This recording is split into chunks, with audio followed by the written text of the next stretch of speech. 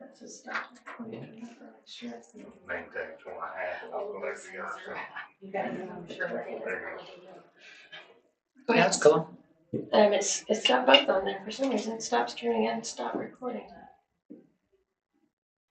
I think it's Go ahead and stop the working. recording because I think we're double doing. There you go. So I think we're still on streaming right now. I think. Is it recording? I think so. Well, it should be recording as well, so we gotta hit the start recording. So it starts right Yeah, there we go. We are recording. We're live. Good morning. This is the May 21st meeting of the Board of Trustees of the Christian County Health Department. And my name is Ken Spangler. I'm chairman of the board.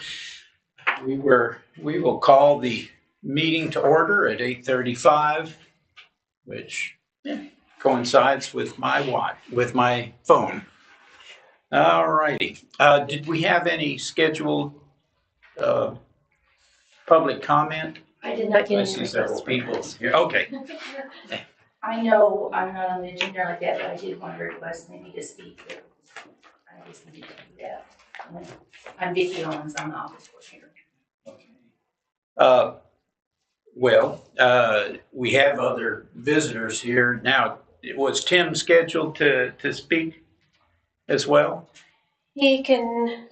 I don't see it on the agenda. Yeah. I don't know if you want to have him speak under the new construction architect. Yeah, okay. Subcommittee. Is that okay? Okay, when we get to that, we'll introduce him as well. And I believe we have a couple of other visitors. This lady. Hello, good morning, everyone. I'm Grace Angelina, and I'm going to do my internship in Christian County with Polio, and today is my first day. And what program are you in? My program is Masters in Public Health. Okay. So, as a part of my academic requirement, I'm here with you. All righty. And so let me see. Are you at MSU? Yes. Is that what you said? So you got to do 400 hours or? 320 hours, that's Okay. 40 hours a week. All righty. Well, welcome aboard. Thank you. So. She'll start today and she'll go until July 27th. Yeah. So she was supposed to start next week. So it's been crazy week last week too, trying to figure out how to get her here. So she's going to work with Connor, but we can talk about that a little bit further down here on the agenda. We have a section here to talk to the board members about. Where did this go? Where did I write it? We're at Missouri State University. Yeah, there we go. Yeah. So Well, thank you very much. So yeah, thank you for standing up. And well, now since Vicki, you mentioned you wanted to speak, but the policy is that if somebody's going to speak, could we have that deferred until we get to our staff questions I think and that's comments fine, if that's okay. at the end of the time here? Okay. All righty, then we're going to go ahead and jump into the secretary report. Were we gonna have Callie step in? Oh, yeah. Did you want her in here? I would like to have Callie in here so that she can observe it. Watching on the video is just almost not the same. She was going to reach out to you. Quite the same feeling. Did she not ask you either way? No. Okay. Nope, I didn't. Yeah. Thank you. Anyways, I sent out the minutes, and I guess they've been reported as not in minute form, so that's why I'd like to get Callie in here. Okay. So then you want to just defer the, and we'll amend the minutes. And we'll get her in on one of these. Okay. Work out? Yeah, sounds great. Then we'll go ahead and move on to the treasurer's report. Do we want to wait for Callie or? Oh, Let's probably. Okay. Probably we should. By the way, do we have any other visitors here that are anything other than observers or commenters for our programs? Did we have anybody on the schedule? I'm State Representative Bob Titus, and I'm here to admire what you do and thank you for doing it. Thank you. That's it. Thank you for coming. Thank you. And we know Bradley Jackson, your Brad county Jackson. commissioner here for the Eastern District of Christian County. I'm just doing my annual rounds to try to be involved or at least be present so that if anybody has any questions county related, they know a face to the name. And I know there's a new board here, so wanted to make sure I stopped in. And Mr. Titus and I were over at the dedication of the new break room in the county courthouse, and he was like, I'm gonna go over to the health department. I said, it'd be a perfect time for me. It's been difficult for me to be here as our meetings were always on Tuesdays. Now they're on Thursday, so that frees me up. So glad to be here. You guys have any questions you need from the county, feel free to reach out anytime. Oh, here comes Callie. Do you want to sit up here with me or just sit? You can sit anywhere you want, Callie. Oh, Jesus. Karen's got a spot where you get it. It was our feeling that the flow of the meeting is better understood as being part here. And also, if you're going to be doing the minutes here, or at least drafting the minutes, this gives you an opportunity to hit the pause button and ask us, could you clarify that for me? Mm-hmm. So hopefully this will be an addition to your capabilities. Okay, moving on to the treasurer's report. So Karen, in the March meeting, I know that there was some talk about a column being added to the monthly statements showing the amount billed. Where are we on that? I don't understand what you just asked. Amount billed, like when we go into billing the different departments, revenues, and seeing what has been billed for. I believe that there was some talk in that meeting about that. I don't recall that, but does anybody else know? Did you remember that conversation? I'm unclear on the question too. So when we look I think I know. You're talking about the billing report, not the treasurer's report specifically. correct. And on here, it just says actual year to date, and we don't actually know what has been billed or what has been spent, if that makes sense. Like, are these actually, Which report are you looking at? I'm not looking at a report right now. Oh, okay. This, I believe that there was some talk about having an extra column added to the monthly statement showing amount billed to the expenditures. Did you talk to Maples about that when you met with them? Because I don't know anything about this. I didn't talk to them, I was talking to someone else about it. Anyway, so we don't have that available. I don't know what you're asking Okay. for, so I'm sorry. Okay. You can Yeah, get we'll together discuss with- it, yeah. with, We'll discuss it later. Karen and with Maples and clarify that. But I thought that the one comment that I recalled from that was that on the billing report, it would tell us how far we are into And billing. yes, that's for- kind of, yes, wanting to know how far we are into So we'll billing get to that in everything. the And I bill. wanted to add a column to this, just Okay. so it's easier to calculate and see where we are on track. We'll have to discuss that with Yeah, that'd Maples be and the auditor, because I don't do that. So. For sure. And I also was wanting the monthly credit card statements. Do you want this emailed to you? Is that how you want this? Or if you want to send it out in the monthly reports. Our finances really aren't complete without seeing those. You get the reports, you code the reports, but we don't know what is on those. We So- don't code them here. They're coded by Maples Properties, but Well, they said that you did. I That don't do everything was anything in coded QuickBooks. here. Okay. That's just what I received from them. if they're talking about the general ledger numbers, Vicki actually does those before she sends them to Maples to make the check. So if that's what you're referring to, we have a chart of accounts that she uses to do those, but we could send those. You could probably code those and then we could just email it out to them. Yeah, what usually happens is the Visa bill's the only one. Any of the bills that are paid, we have worked with them and that we have a GL account number for everything. So it assigns what it goes to so they can enter it in QuickBooks. The Visa bill then is a nightmare. And what you have to do is take each item and break it down. Right. So each item's differently. Right. So they ask me to look at each one of those items as purchased and assign the GL number to it. And I send it to them. And then sometimes they have to help balance it because I maybe have not somehow, sometimes what they send as billing, it doesn't process correctly. So they help me break that down. So I send Right. it to them. Yeah. And I so just- once I get that coded, I send them the Visa bill, and that's usually at the end of the month. Yeah, and I was just wanting those statements, just because I feel like, it's incomplete without seeing those statements. So if we can add those too. Do you want all of the bills that are coded and sent to Mabel? Because what it is every Tuesday, I send them invoices or checks, period. And all those invoices have assigned GL numbers. And then I send those to them, and we keep them filed in our file cabinet for the auditor and for account purposes. So if there's a question about any of the bills. So those are scanned in, sent to Maples, and then they make the checks. That's how that's done. So do you just want a copy of each invoice that is sent to Maples too? Sure. Okay. Sure.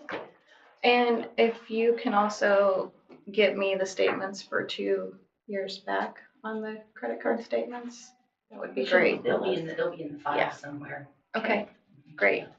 Those So, are monthly, so you're gonna have, Yes. okay, 12 each. yes, I just want to go back and review some of that stuff since we haven't been provided that information. So that's just something I want to go back and review. Well, now, that information probably is provided in the report here because the GL numbers are assigned to whatever billing says there. So it won't say Visa. It'll say, we purchased toilet paper. Okay, that was 8008 janitorial. And so it's gonna be on there as janitorial. It's not gonna say Visa.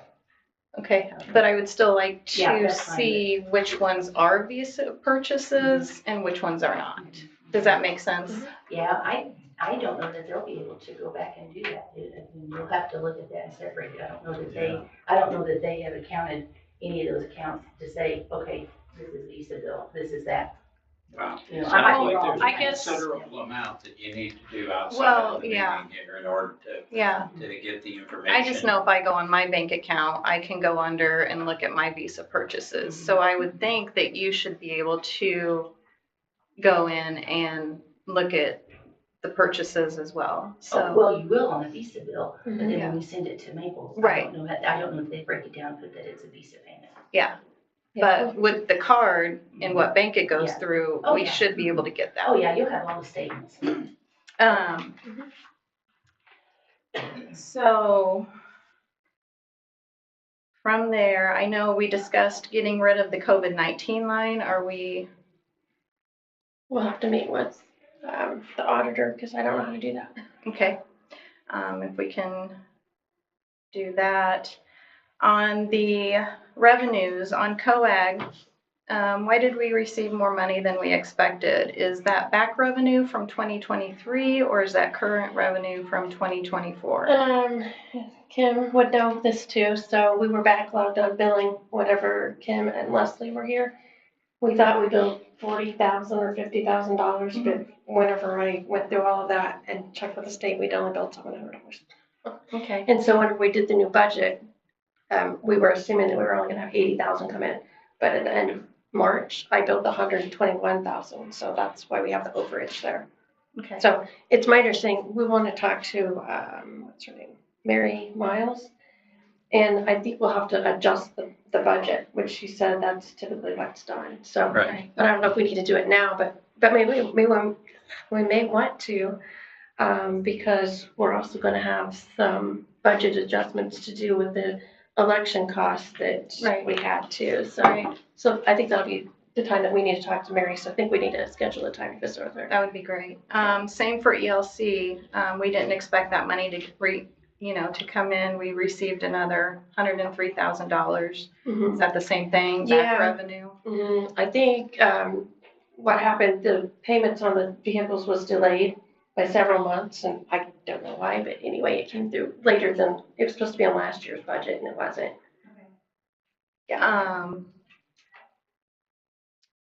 And regarding the infrastructure personnel grant, Mhm. Who is getting paid through that and who is eligible for that? It was Connor's position because of our position. It was our billing position, which we don't have at the moment. All of our PRN part-time nurses, and Shelby was our new nurse at the time. They're the only ones that I billed to that one, but they're also billed to other programs too. They're billed. So what's left after I bill the programs, it goes to infrastructure. So if it's billed to FEP, I bill to FEP. If it's CCHC, then I bill that one first, or if it's MCH, I bill it, and then I have to deduct the amount from that and then reallocate it to the infrastructure. In all fairness, these are some things that the former board was aware of. And in the interest of time in the Okay. meeting here, if there are no questions on the financial reports themselves, much of that, I think, needs to be Okay. addressed by the So I will just trifecta stick here. to a couple of these other ones Right. then, if you don't mind, Ken. Sure.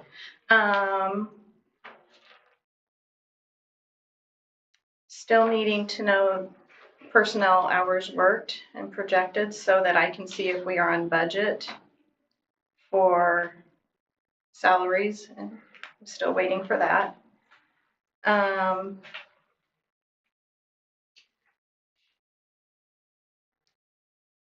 The COVID-19 expense line, I know Ken had a question on that as well.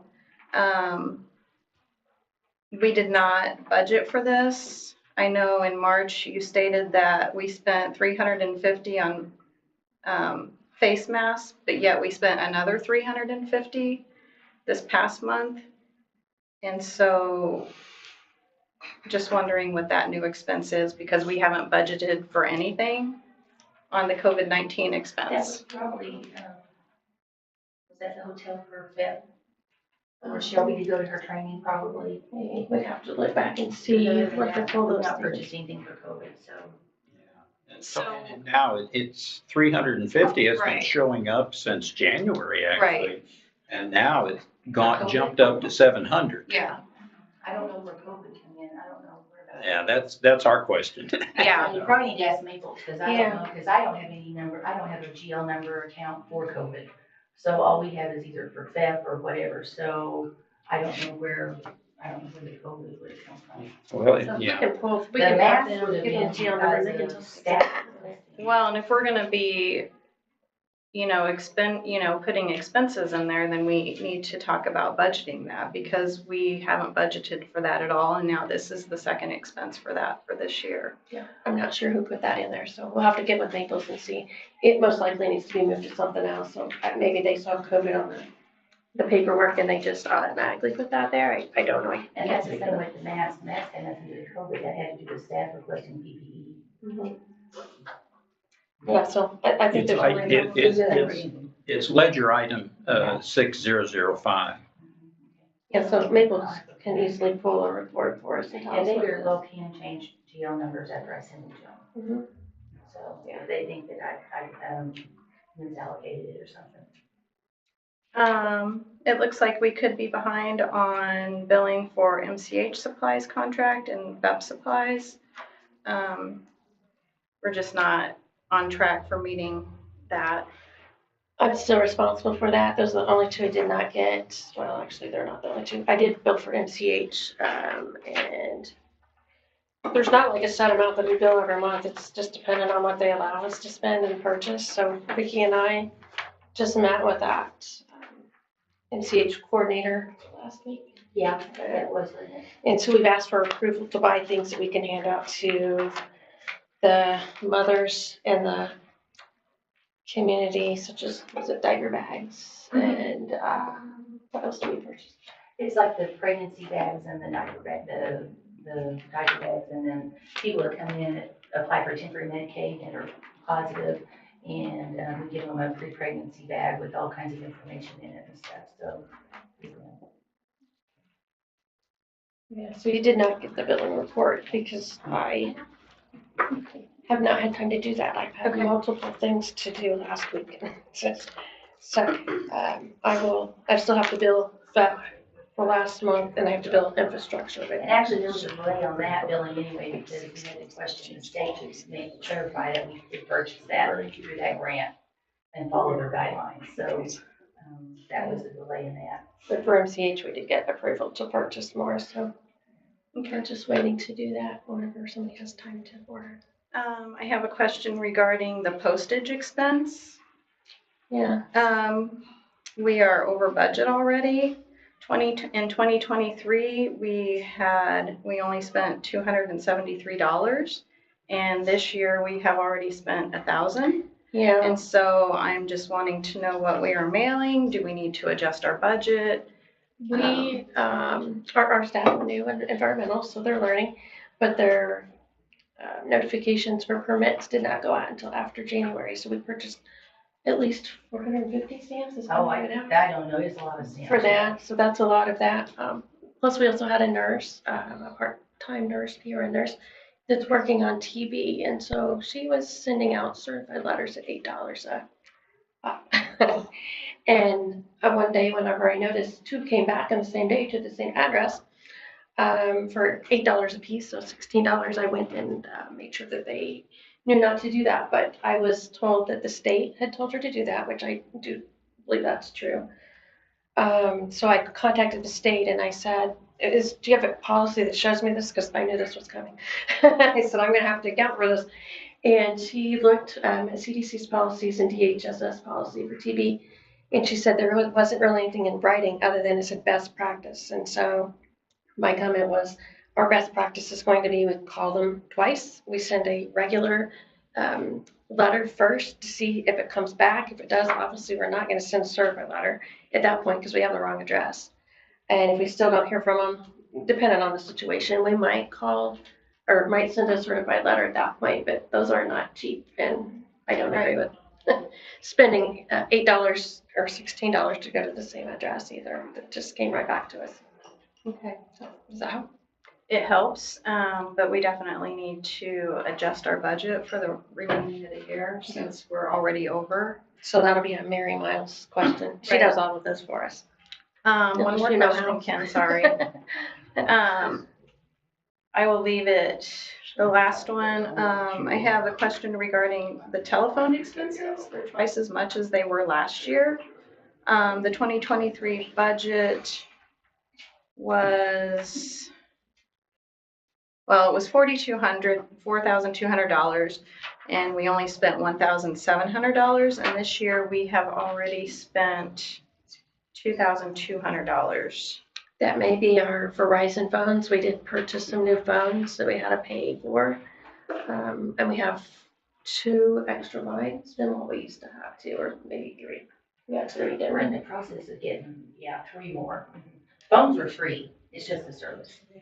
Yeah, so they're like $42 a month per line. Is that because of an increase in staffing? Yeah, which, again, I don't remember what we're going to talk about this at, but we have cell phones now. Kim and I, whenever she worked here, we were required to have a phone for our emergency response. And so our environmental department, I've required them to have a Verizon phone instead of using their cell phones, personal cell phones. And so that's increased the cost. Plus our nurses, now that they have a lot of TB cases and we're going out to homes, I purchased one for them. And I purchased one just for the general office that we could text the board members to sign checks. So that's where a lot of that expense came from. Plus, we now have internet in our mobile unit, so that may be part of that. We've had to increase that too. So we could. Well, I we could just see pull those. we're, close to budget on that one too, so. Yeah, so we'll need to talk to Mary about all of those concerns and see what her recommendations Okay. are. I'll leave the rest for later. Did you have any other? No. Did anybody want to go ahead and make a motion to accept the financials as published? Second? I'll second. All righty, we got a motion by Kathy and a second by Kimberly. All in favor? All right. I have some more things under Unanimous. treasurer, if that's okay, do you have more? Okay, so, It doesn't affect the reports. no, Okay. well, we're gonna have to talk to Mary Miles anyway, because again, we paid $23,870.97 for the election costs, but then last week I got this bill in the mail for an additional $7,789.44. So the total cost for our election is $31,523.59, but I think we only have in our budget 23,000. So we'll need to, I think, have our board members approve that before we can pay And it to adjust it. and adjust the budget. So, Right. My goodness. yeah. What in the world? I don't know, I thought the 23,000 was it, but no, I got another one, so. Yeah. What would that cost before? Yeah. Right, because I thought initially it was, what, 10,000 is, I think we put And then it 15 went- maybe. yeah, and then it, with the, yeah, max of 15. And now we're double that. Okay. Yeah, how did we Yeah. double that? I don't think we get a choice. We have did to not. talk with the It's not county very- commissioner, county clerk about that. It depended on how many different jurisdictions are splitting the cost of the overall election. So several agencies were not involved in the election, so then the burden falls on the ones that are. So in a year when the health department would not have anything or any person on the ballot, you're not on the ballot, you're not sharing the costs. So there are some jurisdictions, the ambulance district did not have an election this year, so they didn't help share the cost, because they had one candidate for one position and it never went on the ballot. So the fewer people on the ballot, the fewer candidates on the ballot, the less people there are to divide the cost of the overall election. It makes sense, Right. but Yeah, It's it's still a large amount. in Yes. 2022, there seemed to be less categories and the price was massively less. So I get that, again, that's something Right. for our treasurer to investigate with our county clerk, but So I think we do need it. You know, it just is. Pay the bill until we get the budget adjusted. Yeah, I'll be. Yeah. Okay. If you can make a copy of that for me. Sure. And I can get that over there. Sounds good. Thanks. Well, actually, you don't have to pay it. We actually have Maples write us a check for this. Okay. And so then they put it on the backside, but as far as the budget, we will need to make sure we make an Right. appointment with Mary. well, I mean, do we want to adjust the budget before or after she gets a chance to understand that more clearly? Is there I a think- deadline? To pay it, I don't really know. There's probably a check. Did we get checks from Maples yesterday afternoon? I don't really know. Okay, if we didn't get them, there's probably a check to them and they probably made the checks. So if we didn't have any to sign today, then they've not delivered them, so. And I think Mary told me we can't make any payments, typically, which we have, or maybe not a large amount, probably not that amount, without having that adjusted at this point, so. Right. But we'll see if we can reach out to her and maybe get her to meet with us this week or next. Is that okay? Yeah. Okay. Well, when would we plan to adjust the budget? I'm trying to think, because Ron helped us with this last year too. I want to say that everybody voted to say it was okay to adjust it to this amount, and then it was just adjusted whenever she could help us with it. And then after we know it was adjusted, then we send her a check. Does that make sense? Well, I just didn't know if we needed a motion to adjust. I think so. I think just to be on the safe side, it wouldn't hurt. That way we're ready to go as soon as we get with her, and then if the check's here, we'll take it over there. A few things to adjust though, correct? Right. There's a few things that possibly need adjusted. Need to do one The at a telephone time. I think expenses, we the need to do one postage. at a time. I think this one will be more urgent Right. than those others because they were smaller amounts. Right. And we're getting close to some, but we're probably not over budget. But I think we're probably moving that COVID stuff out of that one because I don't know what's in it. Yeah, well, I'd entertain a motion to adjust the budget for the election expense Do overture. you want to see what the amount is? Or I guess she might want to see it. Now, we got a motion from Steve. A second from Kathy. All right, any discussion on that? Yeah, I know it kind of seems weird before you understand the bill, approving it, but we're just adjusting the budget. And that's not the same as spending the money or understanding it. So all in favor? Aye. Aye, it's unanimous. One more thing under the treasurer's spot. So I did go to the bank, since you asked, Tanya, about the credit card. So right now, and I don't agree with it, haven't agreed with it since I've been here, but that credit card is in my name. Okay. And I got you an application at the bank, and it's, right now, their Visa card is through Ozark Bank at this, what's it called? I want to say it's UMB. Sure what this is. Visa signature. They can help with this, but I would suggest or hope that maybe you as the treasurer would take this over, go fill out the application so that you can have access to that backside of that. I don't need access, and I don't really want to keep my name on that card, so is that okay with you? Yeah. Okay, because I bet you're gonna be here for at least 4 years, right?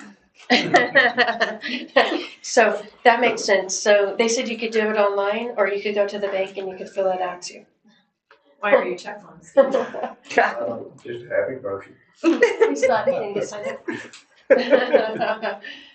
But yeah, if you will maybe check on that, then the I card will that check I on got, they said once you have one activated, then I just call and deactivate the one after everything's paid off on mine, so.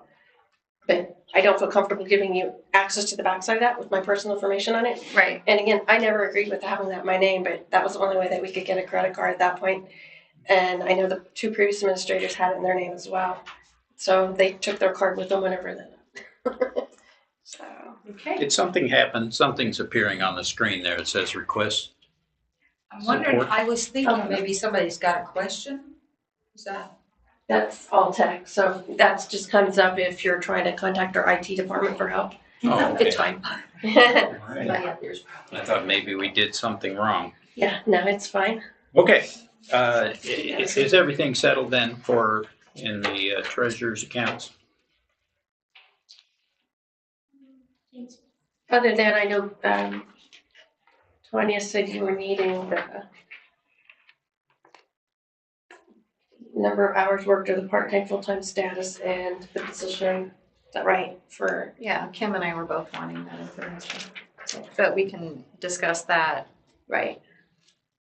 in another area. Okay, yeah, like, I've received millions of emails from you all last week, and I haven't got to all of them yet. I do have some verbal responses that I'll give you, so maybe we can eliminate some of those, but right now, I don't think there's anything else in the treasurer portion. Oh, that's one of the beauties of having a 5-day notification of what's coming up in the meeting. It's going to jam all those questions and concerns into a 5-day period. Yeah. So Hopefully we don't have 3 people starting that same week. There were some other priority things going on, so I apologize, but I will get to them as soon as I can. well, we got a new board. And there's there's a learning curve here, and this learning curve is going to be steep for a long time. So we're going to move into our general reports then. Environmental is going to lead out. We received the published report. I don't know. It seemed to be fairly informative. I don't have any particular questions myself. Anybody else want to interject any concerns or questions with their report? And with their, okay. Kim had a question about the health space. Yes, I talked to them yesterday, coming in Okay. yesterday, yeah. Okay, so her question was why we couldn't see the initial inspection or the original Routine. routine inspection. And so Health Base is working like it's supposed to, and so is our website. So it replaces the routine inspection whenever we do a re-inspection. You can still find that information, you just have to know how to look for it.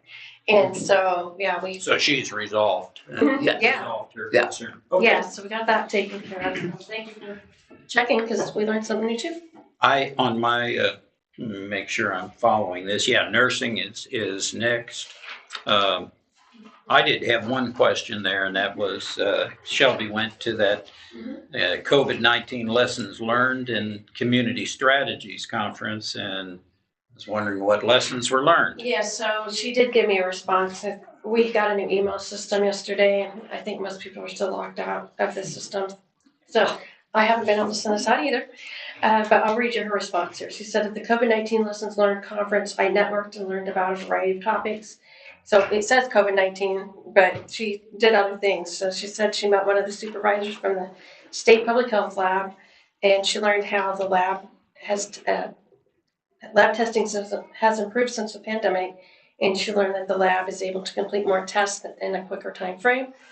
And then she also met members from the Healthcare Coalition and was informed what districts that they are from. And I don't know what the Healthcare Coalition really is, to be honest with you.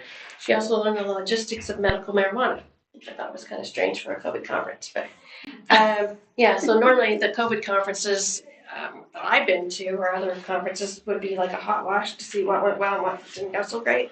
So I think they probably did some of that here. Yeah, that's really what I'd like to know.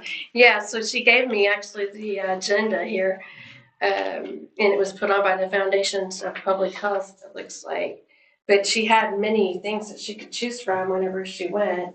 Some of it was related to COVID. Others, I said, understanding disabilities and access and functional needs in the context of emergency planning. So it's kind of FEP related as well. So it's like 3 days of this. Well, if you'd like, you can go ahead and just email that to us so that we can kind of keep abreast of what kind of education that can be. Yeah, when I'm successful at getting in my new email, I will do. COVID-19.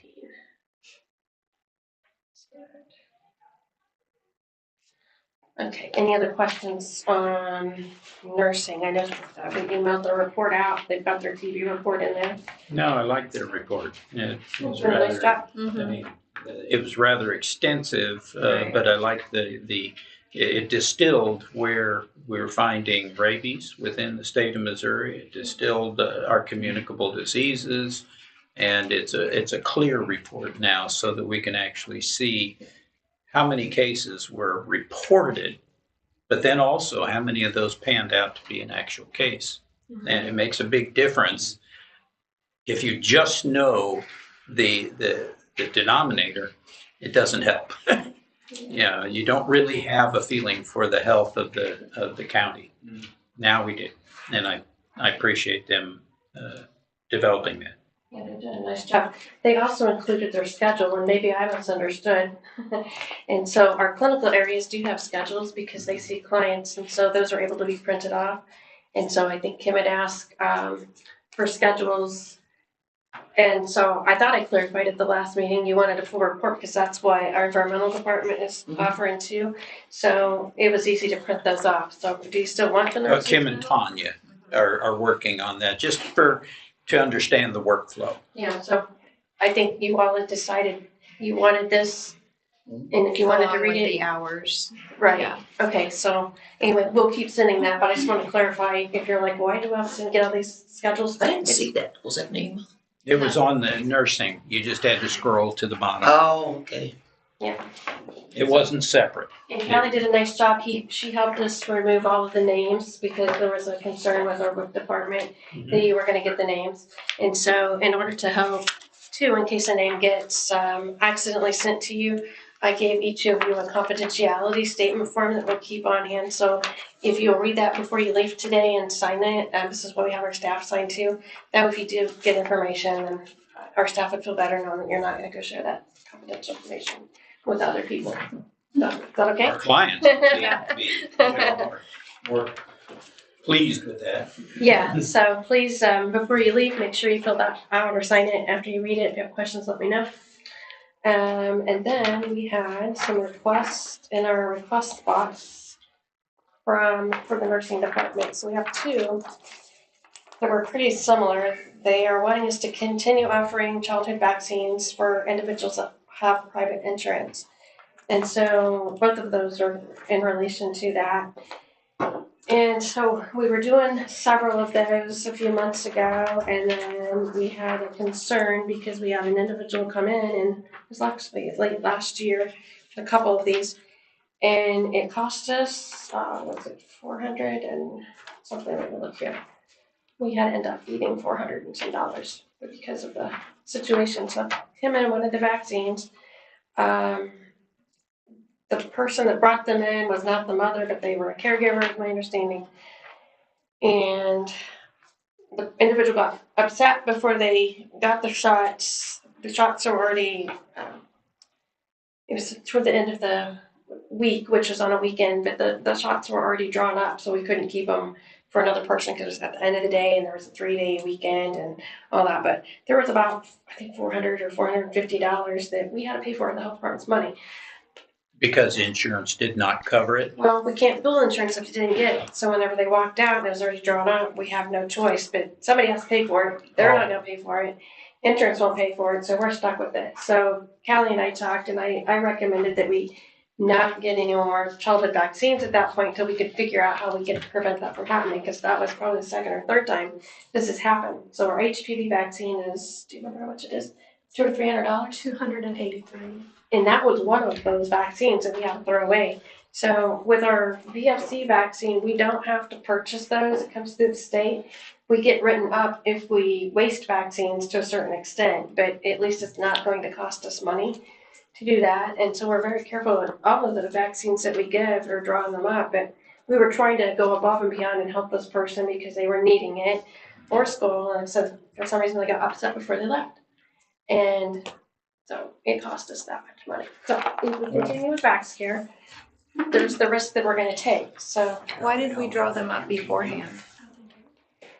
I can't answer that. I was not here, but I think they were ready. Why did we draw them up before? Oh, they were in the room. Like they were back in the office. The nurses were about to go in to give them the vaccines, drew them up.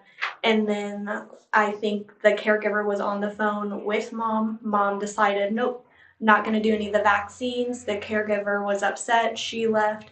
And then at that time, the nurse was about to go in and administer those vaccines. So maybe it's also just something that we wait until we have the full green light. That way we also don't go in and draw things up until we know for sure that it's not going to be wasted. yeah, because I talked to him first. We send him back out to the lobby, and then the nurses comes and gets him, take him back to the room, and then gets it set up with that one. So with that, yeah, we thought we had the green light. But now, yeah, and of course we had a note, but now we're a little more careful, making sure. So we haven't ordered all of the childhood vaccines just because of that situation. So I told Kelly we would bring it here and let you all help us decide what you want to do moving forward. We are getting ready to do school shots, so it will be very beneficial to have those. But again, depending on how much money we're losing on that program, we may not want to do that. So Well, let me ask, if you had a note from the mother, and then the mother reneged on the note, is that what? I don't think you can bill insurance. No, but is that what is yes. it happened? Mm-hmm. Why were they calling? Were they just calling to verify that the mom wrote that note? I couldn't tell you. I think if I remember correctly, it was 'Cause like it the was- grandmother brought in the child. He was not gonna be allowed to go back to school Monday if he didn't have the shots. And this was like Friday at 4:00. They walked in with no appointment. And so she said that she had approval, the mother, they had something in writing, whatever, said, yeah, they had the shot record from school, showed what they required. And so Chris said, you know what, we'll wait, we'll go ahead and try and get you taken care of and make them happy. And so called him back, looked it all up, everything was fine. We understood we had approval, that this was the guardian that she was and all that. And so then I went out, and then all of a sudden, that's when the grandmother made the comment and said, oh, well, I'm in touch with mom, and mom says now she doesn't want them because the school record shows this. It's like, okay. So it's like, well, okay, did you forge the documents you brought to us? And that was when Chris and Ellen was like, okay, let's stop. She goes, I don't feel comfortable doing this. And it was like, okay, now we've got a confusion here because it's not as we felt it was presented to us in the manner. And then all of a sudden now it's like, okay, we don't want to force anybody to get shots they don't want. This is a little confusion here, so we need to stop right now. No, I mean, it's an unavoidable circumstance. And, it sounds like once stung, you're not likely to step on that beehive again. So, We've had 2 yeah. or 3 instances of it. It's been, Yeah. but again, the shots for the adults through Vax they're fairly cheap. So even if somebody Tdap, it's probably $40 or $35, something like that. Children, yeah. Okay. Yeah, but I have a question on the letter in general. So just a letter being sent in here, how do you even know that that's the parent writing that letter? Because I know that I can't take my grandkid to the doctor with my daughter's note and have anything done. I can't do anything for my grandchild. And that's funny because With a note. it's just the opposite. I take the grandkids all the time. I just took mine a And couple they've weeks never ago said anything. and I couldn't Depends do on where anything. you are. Which, Yeah. So, Well, caution is the word. And, if someone presents with a note like that, it's probably a good idea to make a phone verification. Mhm. And even then, you don't have a guarantee that Even you're then, calling you the don't. right person, Exactly. but it's a chance you take. Well, what you do is you make copies of all the documentation we get from Right. them. So then if something ever comes back, it's like, well, they lied to us. Here's our, we took them at this. So, Yeah. because sometimes you can't call the parents. It's not just the payment, Yeah. it is the liability as The well. liability that comes with that letter. Okay, well, we're What would we like to do? Well, just be cautious in the future. I don't think we really need to be refused to give immunizations that are requested. We just need to. So we're okay purchasing the childhood vaccines. We have a few now. We just don't have everything that they would need for school. I believe so, because we're going to have an influx of that coming this summer. Okay. I have a family coming in today that's going to be overjoyed. They made it specifically for today to have an answer, so I'm really excited. Okay. Well, then. We'll keep you updated. If we have more problems like that, Right. we're going to keep track of that on the backside. So I think if it gets excessive, we're going to have to reconsider I that. don't think we need a motion on that. It just, this is a policy matter that. We just wanted to stop and make sure you're aware. We're not going to. We're potentially losing some money here and we don't know how much. So, but even when we took the precautions and thought, you have them in the room and thought everything was in place, and then all of a sudden they don't take it. If it's a recurring theme in the future, we would probably need to change the procedure, but not now. Yeah. Okay. One other thing for nursing that I have is Jan was working on the TB cases, and so we get a lot of requests from Mercy Hospital for post-counseling and a release of form. And so I've never completed one of these or signed one as a health department employee because there's a question on here that says do they have active TB disease and may they return to work? Well, we can't really determine that here at the health department, but it says signature physician or health department. So they keep harassing us and wanting us to sign this, but I don't feel that we should be responsible for signing it. It's actually a Mercy form for coworkers with a positive TB test, and so They have an employee health doctor. That's what I told Jan. They can utilize that. Yeah, but so they keep telling us, so y'all are in agreement, we're not signing this still, right? We don't independently practice medicine here. Right, and there's no way for us to tell.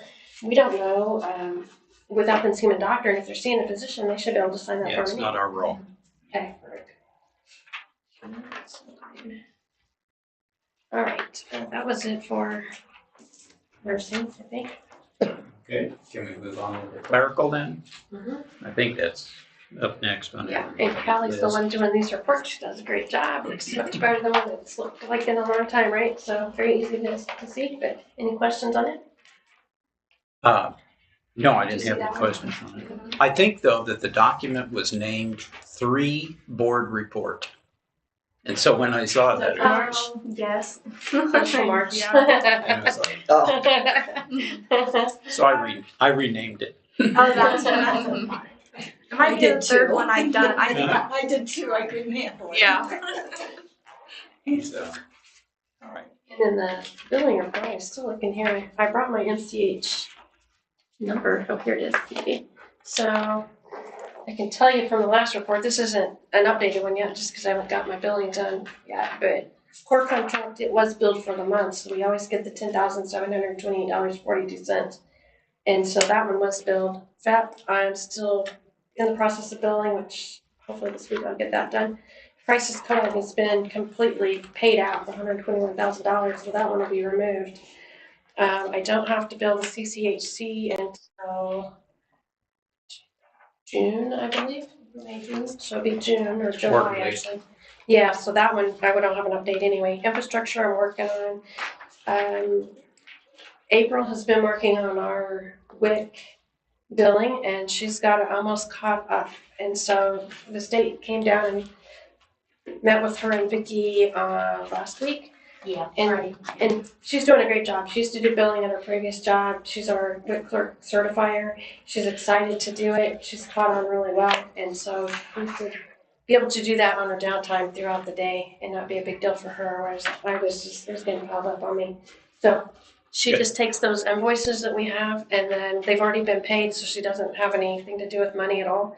It's just shuffling those papers back on the backside and entering them into a system that's already in place.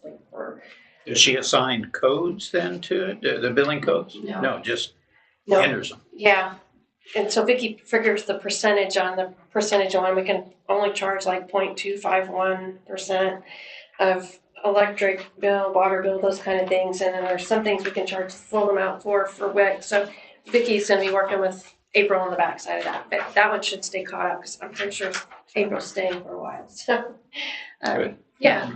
And then the MCH contract, let's see, billed monthly, we spend, don't look like I had anything on the April one. So if I did my math right before I came in here, we still have $23,672.85 left in the MCH contract. And that's for us to spend by September of 2024.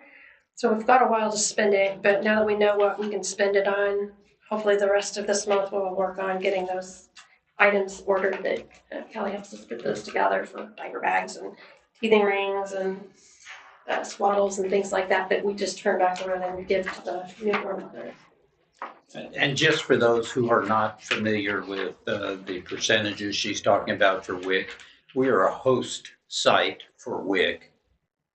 That means that we provide them space, they have a budget, they get their money through the federal government, but we are allowed to charge them occupancy. We are allowed to charge them for various other things, including sometimes when we have to float them a loan if their funding is coming in late. So the 25.1% billing on electricity is one of those things the feds calculate. And we're still billing to in-kind money, but they seem to think we're gonna probably get most of our money back, so it is a loan. And the in-kind is what is the loan that we're floating them. We pay things that their budget doesn't, or their funds don't cover at the time, and then we recover them later by billing WIC. So, all righty. That was the WIC report, or was that billing? That was billing, Okay. sort of marketing. And so I sent out the marketing report, and then you had some questions for Connor, so his response here as well. Actually, I I looked it up. Did you? Yeah. Yeah. So this is the group that I believe helped with the last community health needs assessment in 2022. And so we're into year 2 of the next community health needs assessment. So it didn't cost us anything to do the one in 2022. I don't believe, Kelly's been on some of these meetings, they're not charging us for this one either, right? I don't think so. Yeah, so this is like a free way to do our community health needs assessment every 3 years along with the hospitals and other health departments in Region D. And so if we wanted to not do that, we could still do it and we could still do our own, but it's probably gonna cost $15,000 or $20,000 and a whole lot of work. And I think, didn't we do one of those in Taney County? Yep. Yeah, so we could do it. It's gonna be quite expensive and a lot of work for somebody, but. And as Connor indicated, there is a link on the website I encourage anybody to go in there and take that health assessment on there and Yeah. add your information to the questionnaire. They just ask, about some health issues and how you would address them. And, I'll the more fill mine in, numbers I'll they fill get, it the out. more valid it is. Yeah, so that's for Christian County, I mean, because they ask on there which county you're from, right? So that's how it's supposed to, I mean, they developed that form for us, so we didn't pay anything for that. And we were just asked to send the link out, so I did encourage Connor to put that out to our community, because the more responses that we get, that kind of gives us a better idea, and we're never gonna know who responded or how many people didn't respond. I mean, so, but I don't know if we did it on our own, and just like our survey, community survey that we're getting ready to do too, internally to see how we're doing here at the health department.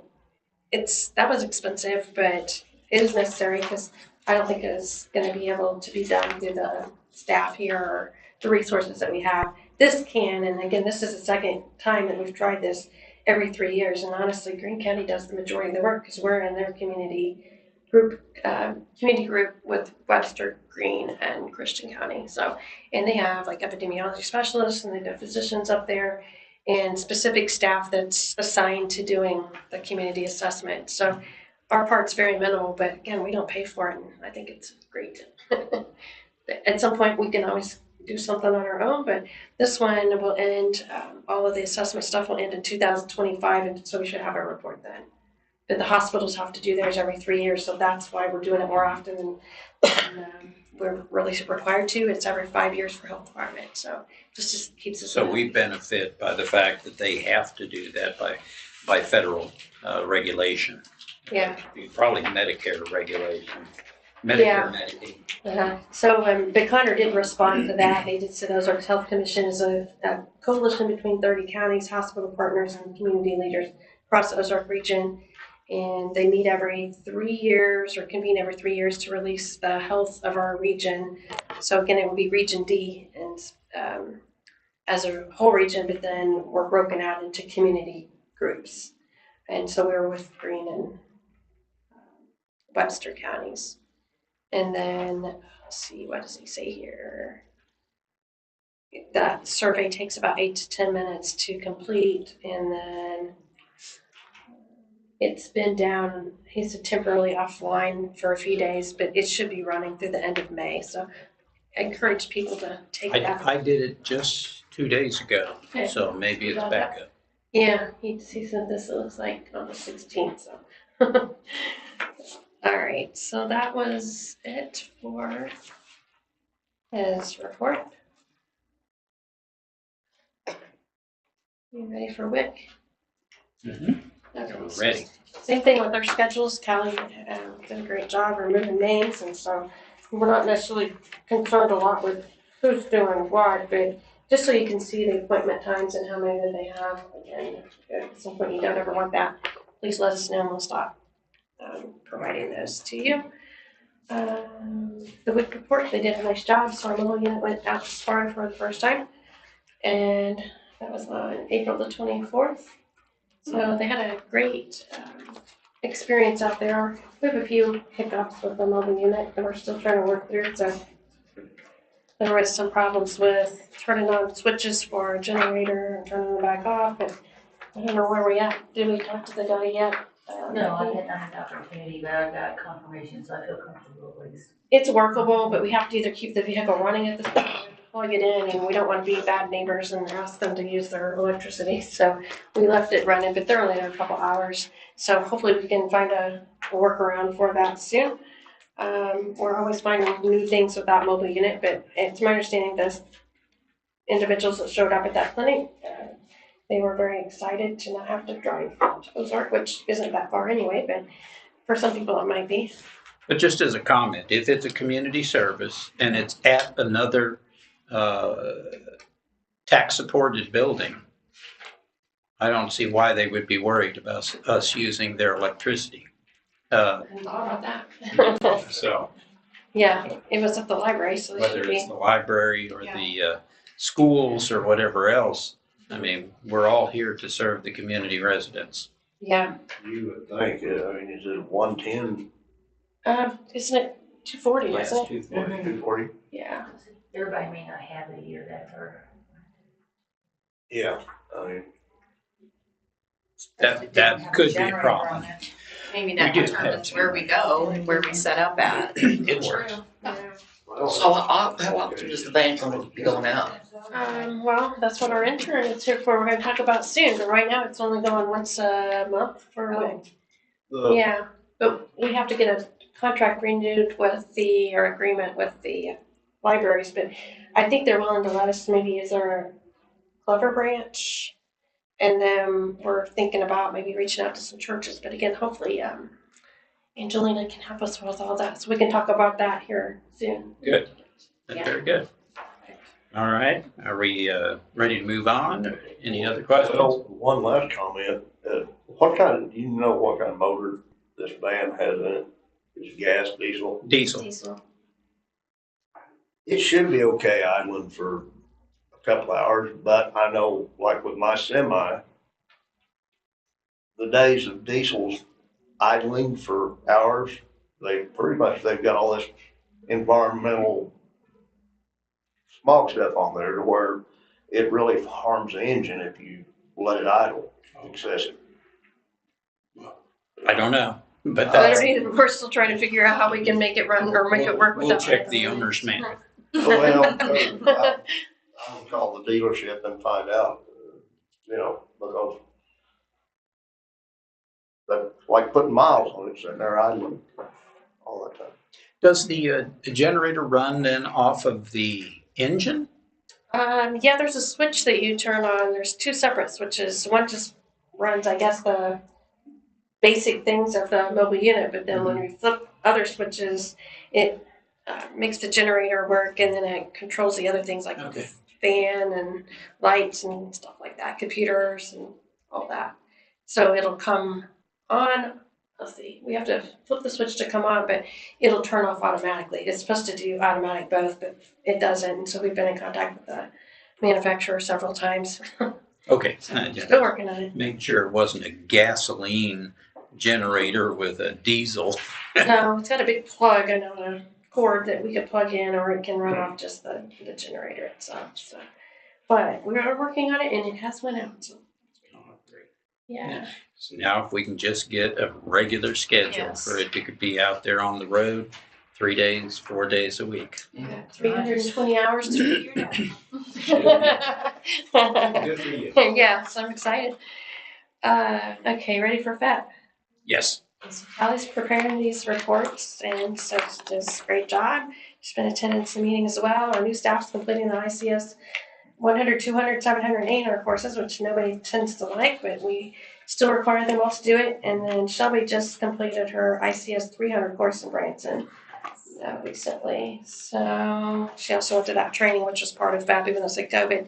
It had a portion of public health response, emergency response in there. Let's see what else. Well, ICS is just tedious because you got to learn a new vocabulary. It's like learning a foreign language. Yeah, Callie does work to make sure that our Moments radio is up and running, and she helps with those drills every month too. And let's see, I was going to say something else. Kim had asked a question about maybe the advantages of keeping our vet contract, which we'll talk about here soon too. So I asked Callie to reach out to Jackie McReynolds, but did she respond?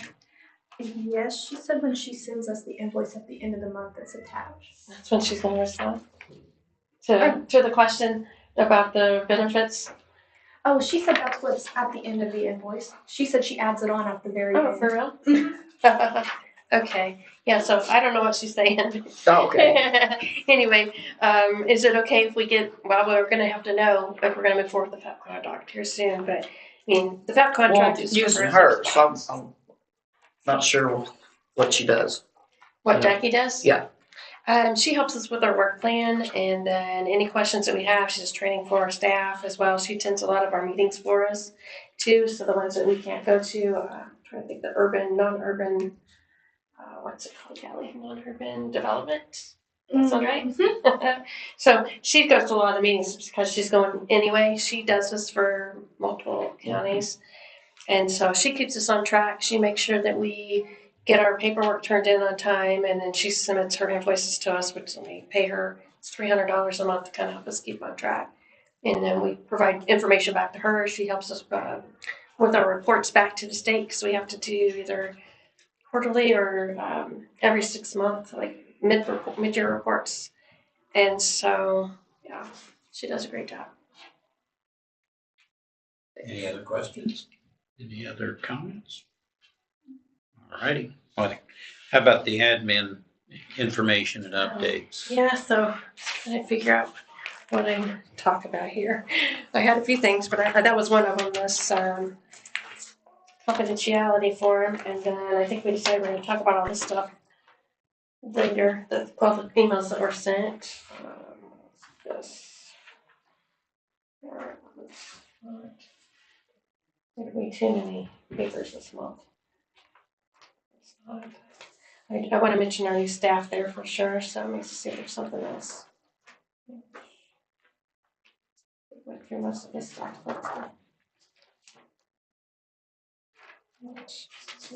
Okay. We do have 3 staff members. The 2 started last week, 1 started yesterday. And so we have a new WIP clerk certifier that started yesterday. Her name is Andrea DeRosier, DeRosier. And she'll be only here for a few weeks, and then she'll be going on leave, personal leave for maternity. And so she'll be back before Patty retires. And Patty's not retiring until August. But she's already had training in another county. She's worked there 2 years in the same capacity, so I don't think it'll take her too long to get up and running. I wanted to initially just get her in to do her training so that when she comes back after the maternity leave, she'll be up and running and ready to go again. So she's going to focus on training for the next 3 or 4 weeks, and then she'll be gone for a few weeks. And so, but I don't think she'll have much problems picking it back up. And we have Emily Latin. She's a new nurse in our in the nursing side. So she started, let me think about this. Was it a week ago? A week ago yesterday, I think. So hired her on a Thursday, and she came on Monday. So she's doing a great job. She's got some supervisor skills. I think she might be a good option for her supervisor position when she gets on probation, but we'll see. And she's full-time. She is, yeah. She's a go-getter. I see her sitting around yawning sometimes, so I think she needs more too. But yeah, she's learning really quick, and she's completed almost all of her training now too, as far as like the extra stuff that's not nursing training. So she's trying to jump in on shots as she can. She's very eager to learn, and so whoever comes in, she says, "I want to do it." And so I think her orientation sheet will get marked out pretty quick. And then we have Rachel Parson.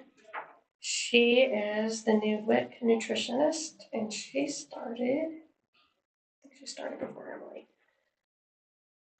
It's about 2 weeks ago. She's been here at least 2 weeks. What's her last name? Parson. Yeah. She actually started the day after the Truman Day, so May 9th. That's all right. Yeah, so she's doing a great job too. She's completed all of her training, so she's starting to train on the WIC side as well. When did Emily start? Hers was. No, it was Monday. That was. Yeah, I don't know what the date is. It was whatever last Monday was. Last Monday. Yeah, not this Monday, but last Monday. Yeah. So and Rachel's full time, and so is Andrea. So doing a great job. We're only down to the biller position now, which I don't know if we'll ever find anybody. All right, so I think that's it for administration. Yeah, I was talking to my daughter's seen that online, and she's an accountant. Yeah. And she said, good luck finding somebody to fill that position with that pay. Yeah, it's really not as much because Maples does the majority of that. So I think there might be some, if we're going to continue with Maples, which I would recommend, because you don't have that chance of people coming and learning and then they leave and then nobody knows how to do it again. And so I think if we keep Maples and maybe redo that job description a bit, it would be easier to find somebody at that, honestly. because they're just softball papers here on the backside, which is a lot. And then, But at the same time, you're also,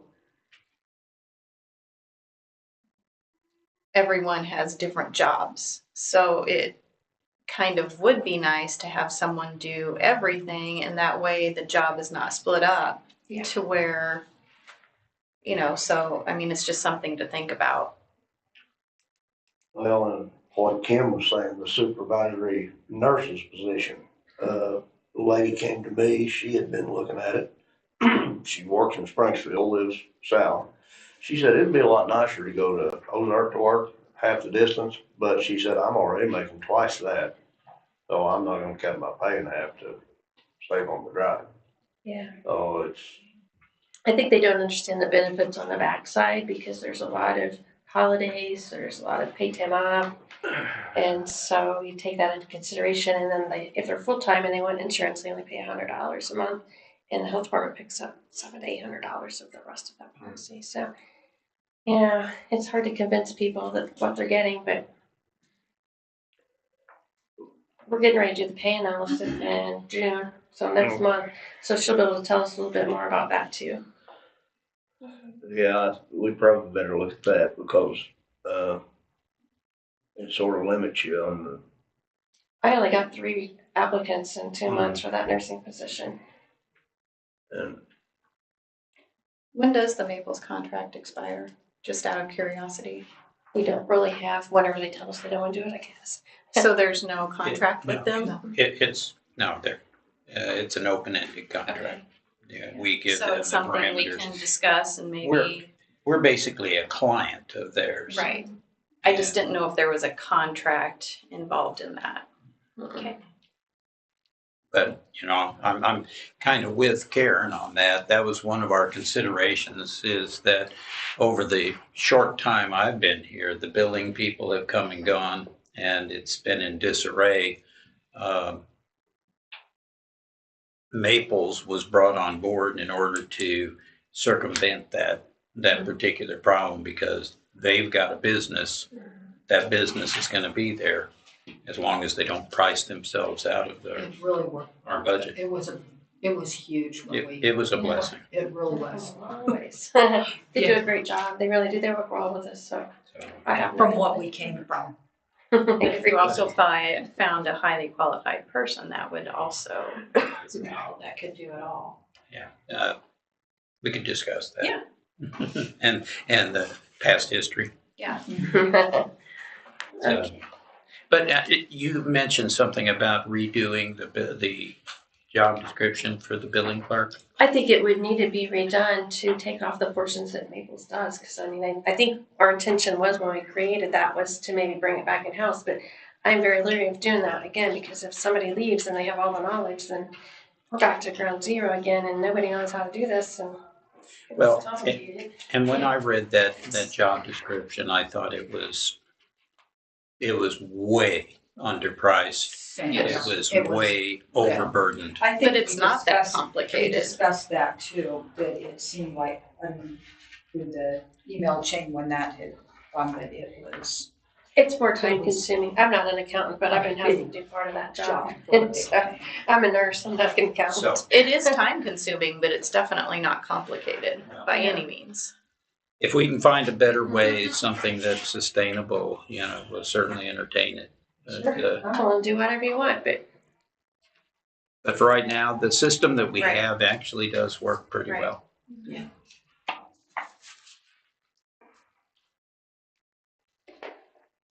I'm done with the administration stuff, so do you want to go to old business? Sure, old business. I did bring this volunteer application follow-up again. Did anybody have time to look at that? I did. Is there any recommendations or any thoughts on, do we want to move forward with volunteers and advertise for that? I would like to. Yes. I think All right, who wants to make the motion? I'll make the motion to move forward with volunteers. I'll second that. Which departments would you like the volunteers in? Front desk? Would you like? I think front desk, I think nursing. Okay. I think that could be done in everyone except WIC. And the only reason I say And no that's WIC their own. is Right. because that's not our program. Yeah, I agree. Yep. And these people, you know, they can, I don't think there's gonna be any confidentiality issues. I do think that they can serve as, like the candy stripers used to do in the hospitals. Yeah. They filled a niche. So did you find any edits or Yeah. anything? I think she may have sent me even more information, but yeah, I'll double check. But they do a nice job. All the Sakers and Arnie put this together for us, just like they do our job description. So confident in what they put there. Yeah, Just wanna no, make sure. but I'll tag on to that motion that not only do we want to proceed with the volunteer program, but we also approve that form, Yeah. usage of the form. Yeah. Any further discussion on that? So we have an amended motion that says, you know, that we're going to pursue and utilize that form. Okay, okay, all in favor? Aye. Aye, okay, it's unanimous. Anybody opposed? I didn't hear that. Okay, good, it's approved. 2023 audit report discussion. I handed you the information. Was there any thoughts, concerns? Are we ready to take it off the agenda? I would like to move that we accept the audit as published. I think it's an accurate reflection of our ongoing finances. I didn't see anything in there that are big red flags. So I'll make that motion. Second. Kathy? Motion is to approve the audit report, the 2023 audit report as published. Discussion? Questions? Nothing? Okay. All in favor? Aye. Aye, and we're moving on to, subcommittee. I'd like to go first, even though it's not in this order, is the new construction architect. So we can have, we can free up Tim in order to get about his day if he. Sure. So, I don't know, Kath, Kimberly, or if you or Steve want to take the lead on this one. Yeah, we talked this morning before the meeting, kind of suggested some changes to the plan to add, I wish I could put this on there. To add a way for the environmental to get out if there's a fire or something. Add a door to the conference room, since that's gonna be like a safe room or a place to go.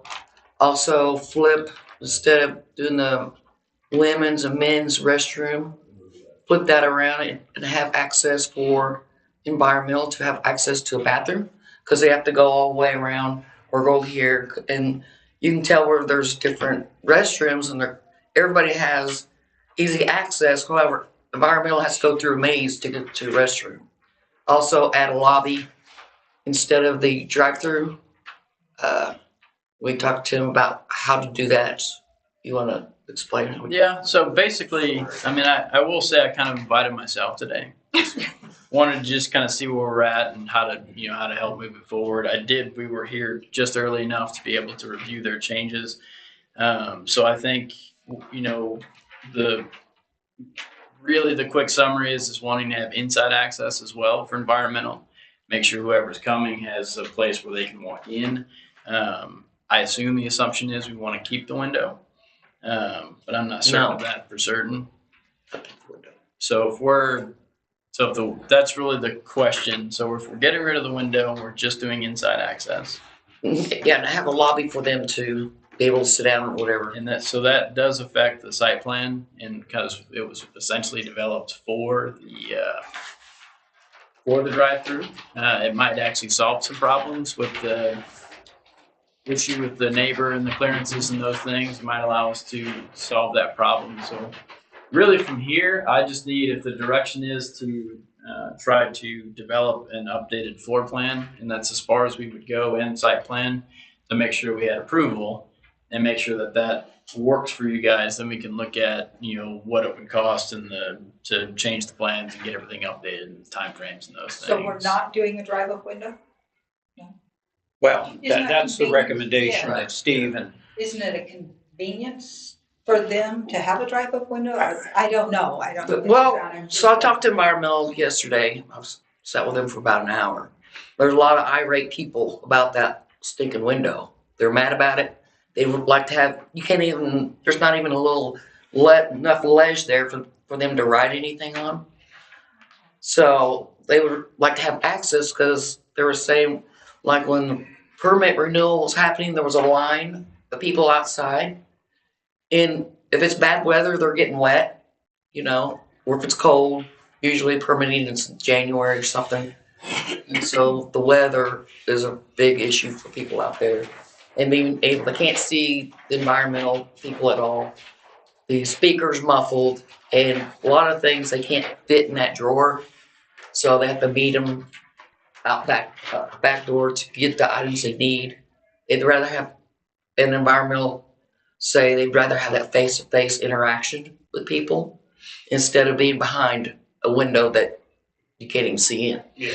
So, But for the clients, would it not be a convenience in the situation of bad weather? Because we had spoke about having that awning over there's it. an awning. Yeah, where they had the option if they wanted to do the drive-through. There could be the option of both, To I have guess. that just to be able, because if it's raining, I'd rather wait a couple of people in line in the car than get out and have to go in and get wet. It's just me. The drawer that you have now is probably the biggest one that we can actually find, and it's not very efficient for an exterior sort of drawer, which causes trouble, but you're also trying to fit construction drawings in there when people drop off plans. That's a function that would easily be walk in, give her your plans, and then we can try to find a different type of window, or it's almost like a bank. That's a better product that would allow you to keep air outside and keep it cool and actually work a little bit better, so you're not dealing with those kind of issues. The driving factor with some of the problems you have with the drawer you have now is it was just stuck in an existing building. We can work around, we can talk to staff and figure out how to find the best possible product if that's still a need. I'm not in the health department. I'm not dealing with this, so I'm not going to I persuade was you just the thinking of the community to have both. They can go in and they can have a driver. It's just. I get a lot of calls, and it's not very favorable for that drawer. Because they have to do, they're here 5-10 minutes, be standing outside in the cold, the rain, hot, the cold. Yeah, now that's not cool, but I thought drive up and you're sitting in there. Yeah, we're talking about two different apples and oranges here. A drive-up window versus a walk-up window. Right, I'm not talking about walk-up, period. I wouldn't, no, I'll do away with that and add a lobby for them. I agree with her. I mean, You guys. I don't like these windows and barriers, and it just, to me, it lacks customer service. I mean, these people are customers, and I think most of them would prefer to walk in. And the installers that are doing it all the time, they've generally got their act together where all they have to do is drop off paper. But you've also got homeowners that can take the class and put it in their own system. So they're going to have loads of questions. And it's better just come in. And with what we've suggested, if something's going to take a while, they can access this conference room and wait in there or fill out paperwork in there or do whatever. Tim, is this going to cause a problem with parking though? If you do have 8 or 10 people that show up? There's not a lot of parking back there to begin with. I think we had 12 spaces. Might have been more than that. But you also couldn't have 10 cars backed up. It would be in the street. You realize what that does to the audio. No. I didn't think you did. I don't remember offhand. Steve, I think you can click that right up here. Oh, You can click that.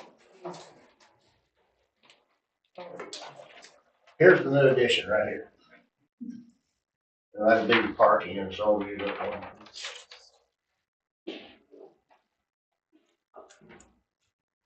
15 spaces. 15 spaces, yeah. Oh, there is all kinds of modern things here, but I doubt I can reach it, Brad.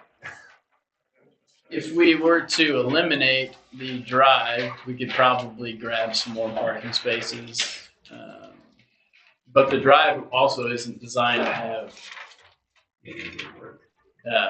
you're not going to have you're not going to have 7 cars lined up there. You just don't have that parking in general in this part of Ozark. So there's advantages and disadvantages of how this would work. If you were to omit it, we could probably grab a couple more spots, but not a whole lot. And there's just not a whole lot of space there. How many do we need? How many spots? So I mean, we could designate them for installers. part of it was also to get some of your vehicles from across the street over here, I think, Karen, so that we would be able to have their vehicles closer to them as well. Was kind of some of the initial. So that parking lot was staff and environmental, and then the rest of the folks that were coming would be using the drive-through. That was the direction we were given at the time.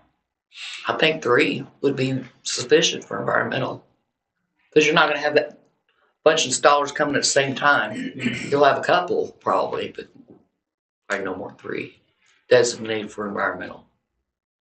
Well, why don't you guys, you and Steve, formulate your recommendations and interact with Tim in order to make sure we're doing what's possible. And then we can. The goal for me would be to make sure that I have clear direction so that we're not misunderstanding what you're looking for, to make sure we can proceed correctly. Well, and the other thing is that, the general consensus is that we are moving forward with the project. Yes, that's why I got that. It just needs modification. Yeah, as I understand it, the biggest issue really is providing inside access for, because even to make sure if I have 3 people in there at once, which is what you're saying, then we need to account for that. Otherwise, I'm going to have 3 people standing in a tiny space with equipment and muddy boots and everything else. So there's probably some other modifications that we will try to make this thing fit in the space that we already have. Yeah, if you'd help me again, let's put this up there so everybody understands. Yeah, we can put more clips. That's what I'm smiling.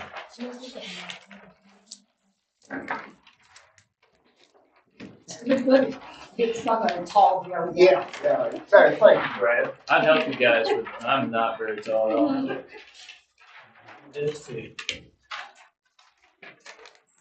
Magnets would work better. Yeah. Nope, that's fine.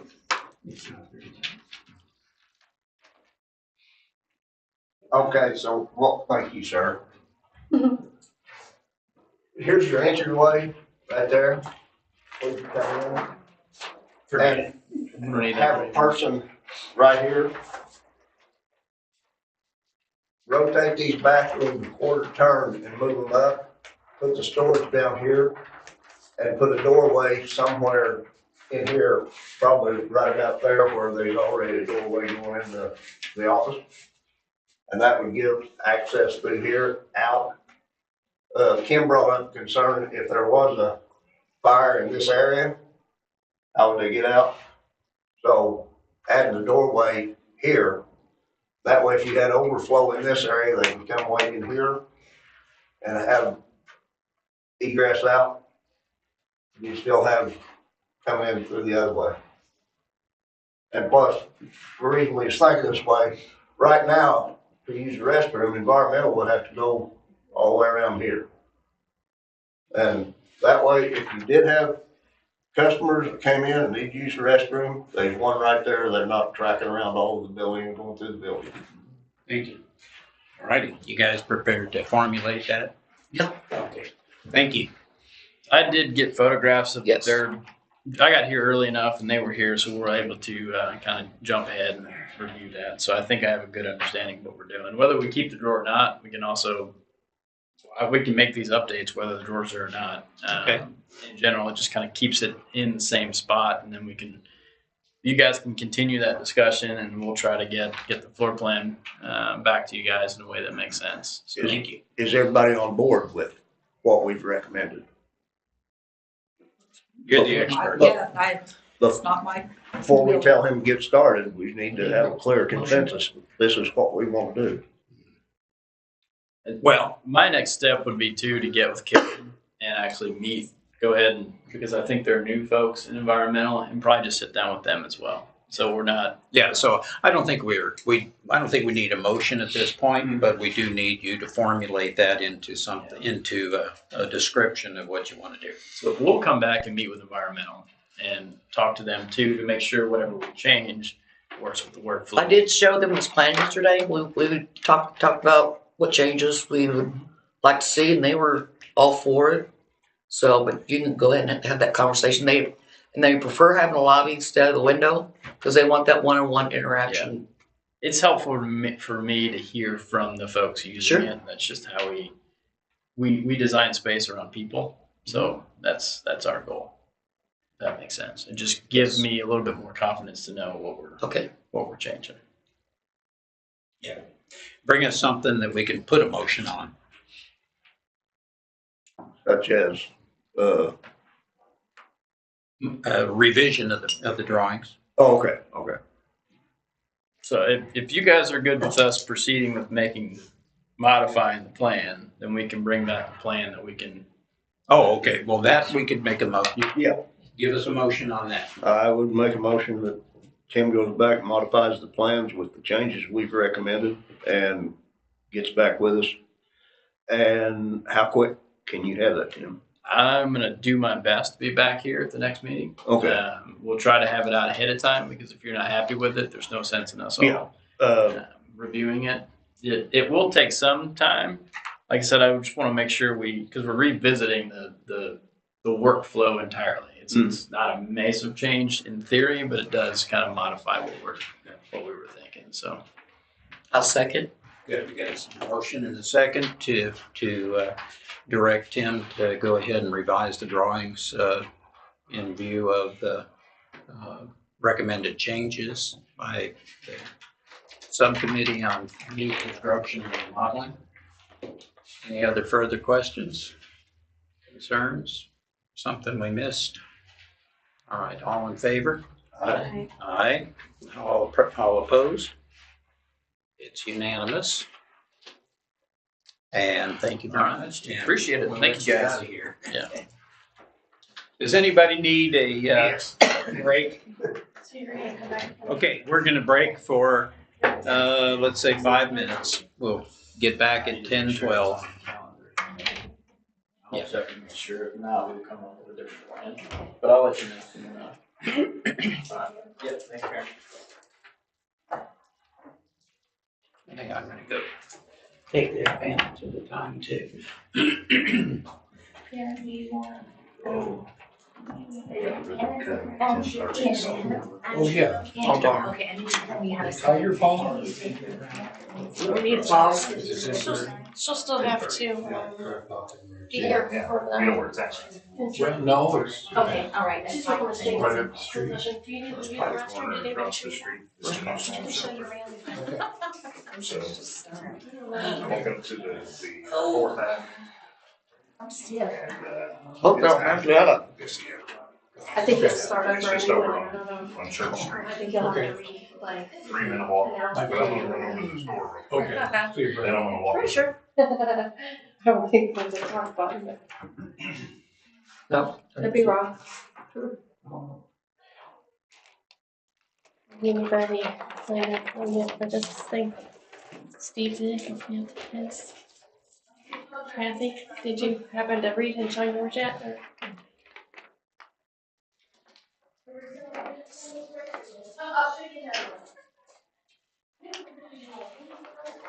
See. Had to look over those to see, because who's to contact This, Dr. Tompkins what's for, about that. Transit if they forget to redact Yeah. a name on Right. a report, Right. it just, Just weird. It's been a while.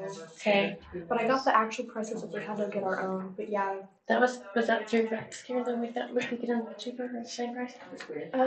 Maxcare, if their insurance covers it, it would be, I think, cheaper. I don't know because they don't really charge us. But then it was like $1,300, I think, for a vaccine if we order ourselves. Okay.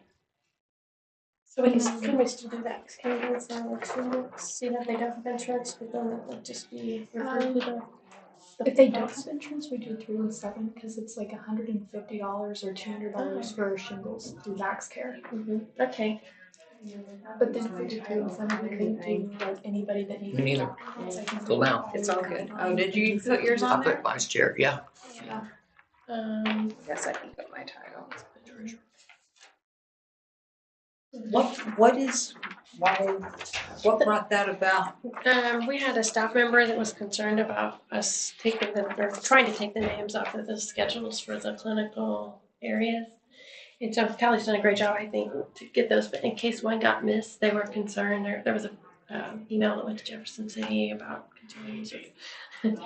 About what? About concerns about patient names maybe getting on there, and I remember seeing it and should be able to, so we was advising that we for sure remove them, but have somebody sign a confidentiality agreement for sure, so. Yeah, I don't think they'll be missed, because we have to do, if we do one, we're doing all, right? We do them all. Yeah, so thank you. I don't know what's in there. I don't either. Pretty good. There's 3 more in there if you want. I ran out of coffee.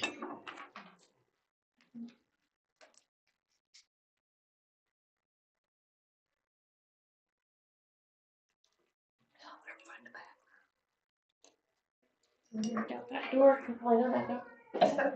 It's probably still occupied. Got part of The boys aren't back Yeah, yet. I'll go the other one. Yeah, that's one I was going to. You're going to now? Do you need to use the restroom? Are you, do you know where they are? I'm maintaining, all right. Okay. It looked like it's right across the hall there. We got one right here, yeah, and then there's one out in the front lobby there, Okay. so. I think that's probably the only one, the other one's in the nursing department, but I don't No, want to go. okay. You're welcome to. Oh, thank you for your help, Dylan. Yeah, you're welcome. Kim stopped that. So Oh, good. After we, actually, no, it might be still streaming. I think it is still streaming, but it's not recording, so. No, oh no, it is still streaming. Okay. We just need to so people at home, or if anybody's watching is just getting. I don't think there's any way to pause it, so if we start it up, I guess we'll have to re-announce it. Oh, terrible. Leave it. Who usually stops that? Vicky, how long have you worked here? The refrigerator. Stocks it. He We've might had it have- for a while, just nobody was using. I think we have some water in the refrigerator. These are our standing orders that I didn't have here to copy, because I got Callie to give us the originals today. These are all of the vaccines that we give here at the health department. And right now we have Dr. Tompkins signs these, so I was wanting to check with you and see if we could relieve him from doing that. But you maybe want to take these home and just try to look and see what they are. And then make a copy if you want. That way you don't have to rush to see. But this is like our TV standing orders. I don't usually change. Which part did he change? Well, anything in bold or. Oh, okay. Sugar screenings, cholesterol. I don't do those right now, but hopefully we're going to eventually be able to do those. Then What's your question now? so we You have read to finance, go you there. won't be here all See day. testing. What? I said if you question that like you do finance, you won't be here all That's day. just our regular unit. Some questions with our vaccines. It's a goes to Hops Pharmacy. And Oh, I know. definitely we did leave. Right. Yeah. I remember that discussion. And part of that. And then we have the defibrillation program, so AEDs. That's been signed every 1 or 2 years. And then, Yeah. that's just giving us permission to use It'll be this. the first health. Just ask it. Probably. Okay. I don't care, bring it on. On Friday, like 4 o'clock. And she I told me Sunday morning her time at 7 and has to finish work. It's like, That's oh my gosh. I know that. These are all the invoices. If we have an adult reaction, this is what we would follow. And a child or teenager, this is the guidelines that we follow there, so those have to be signed. Well, here's the deal, though, and I didn't know. Yeah, but you'll have to change the signature block too. Yeah, so, it's just easier. Write some. I like what he's got. Yeah, so I think the doctor's This is your deadline? over here, but that way you would know for sure exactly what we're doing. You're in the person who's over here. But Callie will have to print off. I'm gonna see if I can find copies of them. Because I had something to say about that as well. Oh, that's Oh, just a yeah. vaccine, if it says new Inserts. vaccines. Oh, yeah. Yeah, so you don't sign this one, but it's just part of, if we're given it, it would be added to this one. You talk to them. Vaccine, but not doing right. It should be on there. It should be, we should have 13, 15, and 20. What is it? Prevnar 13, 15, and 20, they should all be right in a line. Maybe it's vax in advance, but they should both be on there. Yeah, see, pneumococcal, so I guess that's what we're listing it under. Sunshine laws anymore on that. If they can, we'll have her make you a copy of it, and, because this goes on our nursing side, we have to have it open. Oh, okay. But Yeah, it doesn't do fine. Sounds good. Okay, guys, let's go ahead and take our seats, please. Like 83. Yeah, see, that's. Steve, would you get the one list there? All right. Kim, you got us back on recording? I did. Thank you. Okay, we were,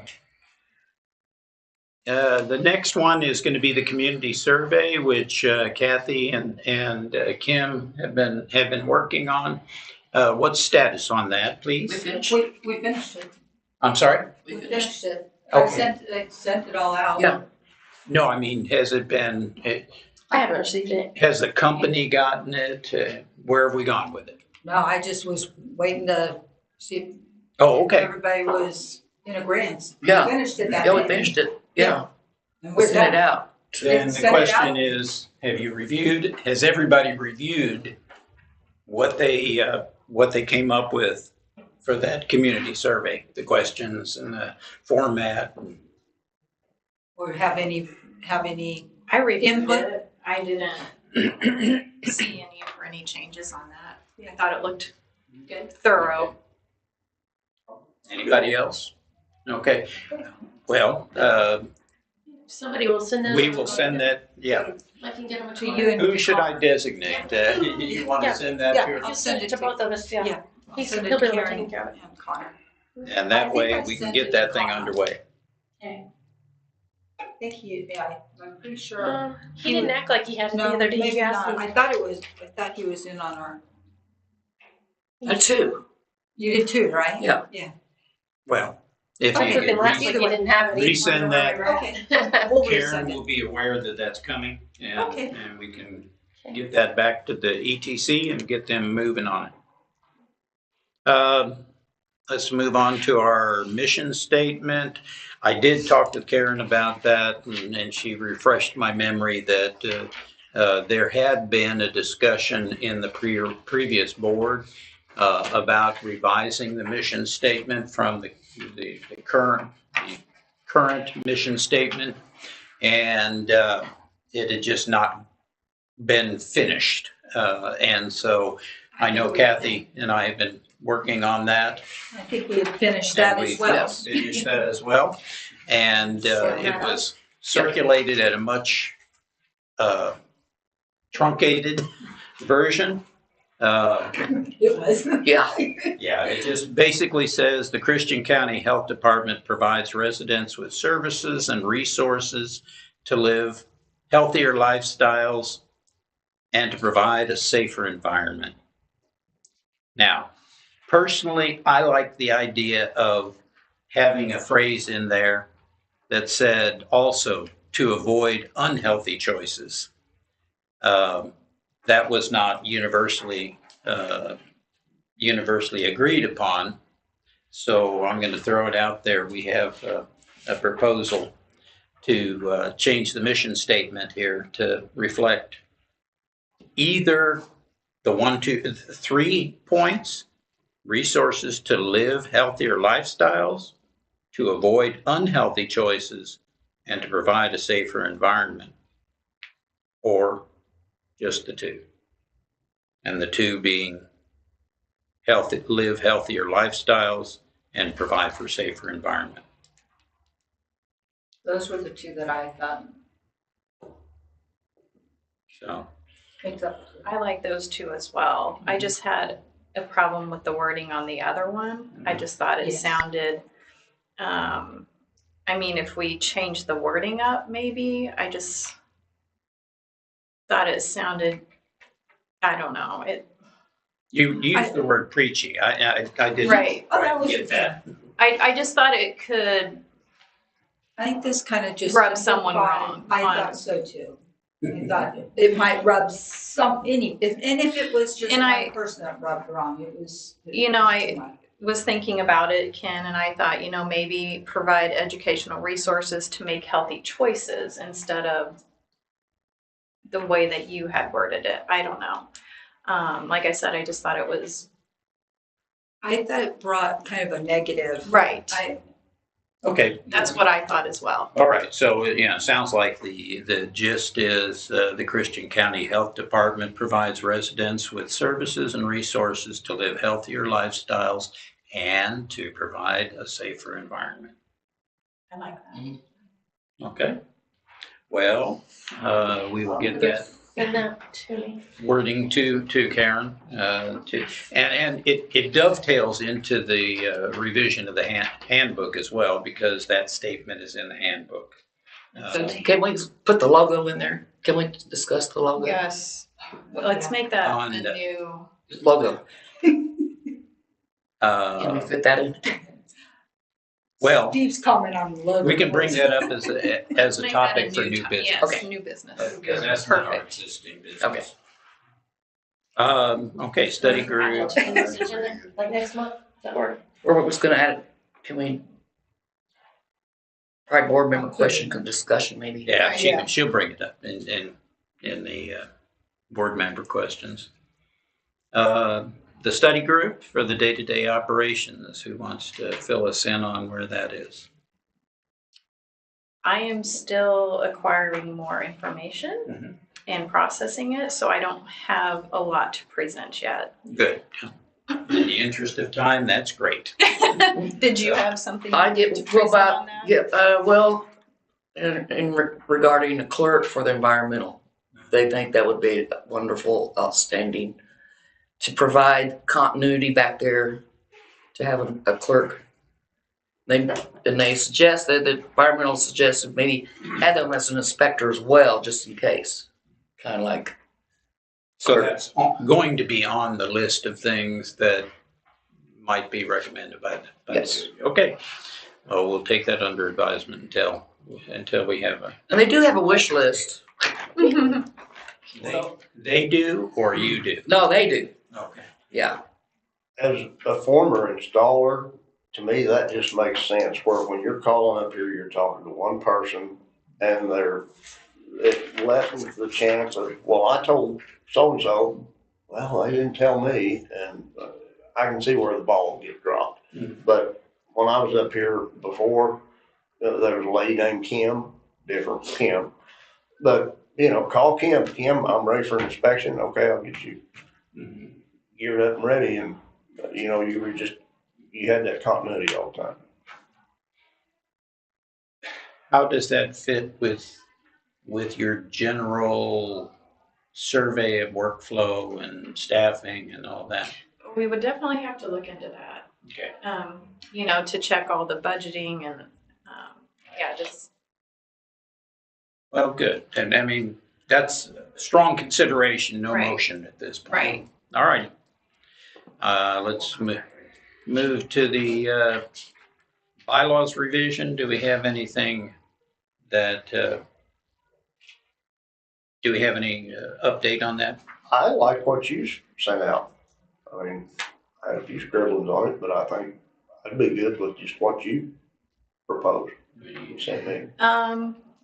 I had on there that, you know, I don't, maybe we change up Article 7 some, it's just a thought. What's Article 7? I mean, It's about the quorum, you know, if some 3 of of the us 5 board members. right, if some of us happen to be in the same place without even knowing we're gonna all be in the same place, which is a possibility. Well, that's just a fact, though. that is. Yeah, That's part of sunshine law. right. So, Oh, you're saying. well, no, the sunshine law doesn't define the quorum. No. So I don't know if we want, you know, the sunshine law leaves it up to the board to define the quorum. Oh, I see. So I didn't know if we would want to redefine quorum and just state something like it will not be established until an acting chairman states that a quorum is present and ready to conduct business. Because the sunshine law doesn't define that. It leaves it to the board to define it. Does, I think the state statute might define, I don't know, I have to look. Yeah, I mean, Seems like I think you're right, Ken. Basically, the sunshine law says meetings of public governmental bodies where a quorum is present and public business is discussed are subject to sunshine law. I mean, now there is an issue where the 3 of us may be at a MRA meeting or a central committee meeting. But we're not discussing business. I mean, it's just if you don't sit together. I mean, like on the school board, the board members would never sit together. right. Just so, and if you're not sat together and there's a lot of witnesses around, it's pretty obvious you're not discussing health department business. So, I think that's good. I mean, it's just something we need to practice and put into practice. We, you know, when we're at a different event, other than here, we don't need to be sitting together or the 3 of us huddled up over in the corner. But as far as redefining a quorum, Right. I think we need to verify that Right. is something we can do. Okay. So, I'll look into that as well. but were there any other points on the bylaws? The only other thing that I thought, which you didn't mark on there, is requiring citizens to apply before they come here. You know, when you go to a city council meeting, people are just allowed to show up and say something, you know, have their concerns. So I don't know if that's something that we would want to change. I mean, someone may be like, oh, there's a board meeting today. Let me just go in there with my question. You know, it's not something that we have to respond to immediately. You know, we can let someone state their questions and then get back with them. I just think that, like I said, for the reason, you know, someone may look on our website and be like, oh, there's a board meeting tomorrow. Let me go in and have my questions, but yet they can't do it for a whole nother month. My concern with that just is developing the agenda. You know, if we at least have some forenotice that there's someone who wants to present, let's say the impossible happens and we have 10 people who want to come in, the meeting would end up being a marathon. And I get that. And also some people would be upset because within the bylaws, there's a cutoff of 30 minutes for all presenters. Right. And so somebody's going to say, sorry, there's no time for yours. You showed up for no reason. So anyway, take that into consideration as far as revision Right. of. That was the only other thing that I saw for a revision. Like I said, I would just hate for someone to be put off another month, just to ask a question. I agree with Tom. And I think we need to be more open to having community members come in and ask a question. If they want to. If they want to. Yeah. And we can We don't have to. they have a time limit. I mean, Well, they if can- you would go ahead. just like city council. You can show up. Yeah, you can show up and council ask a question anytime. You come in, you fill out a little form and, yeah. I did not see, did you send those to me? No, I didn't. You I found was out? just coming up with ideas Okay. and. If you put those into writing. Yeah. And we'll. Look them over and look 'em revise over them. for Perfect. How they fit. Anything else on that topic? Those were the only two things I came up with. All right. No revisions of the bylaws as of today. Did you send what you sent me to everybody? Mhm. Okay. Employee political activity revision.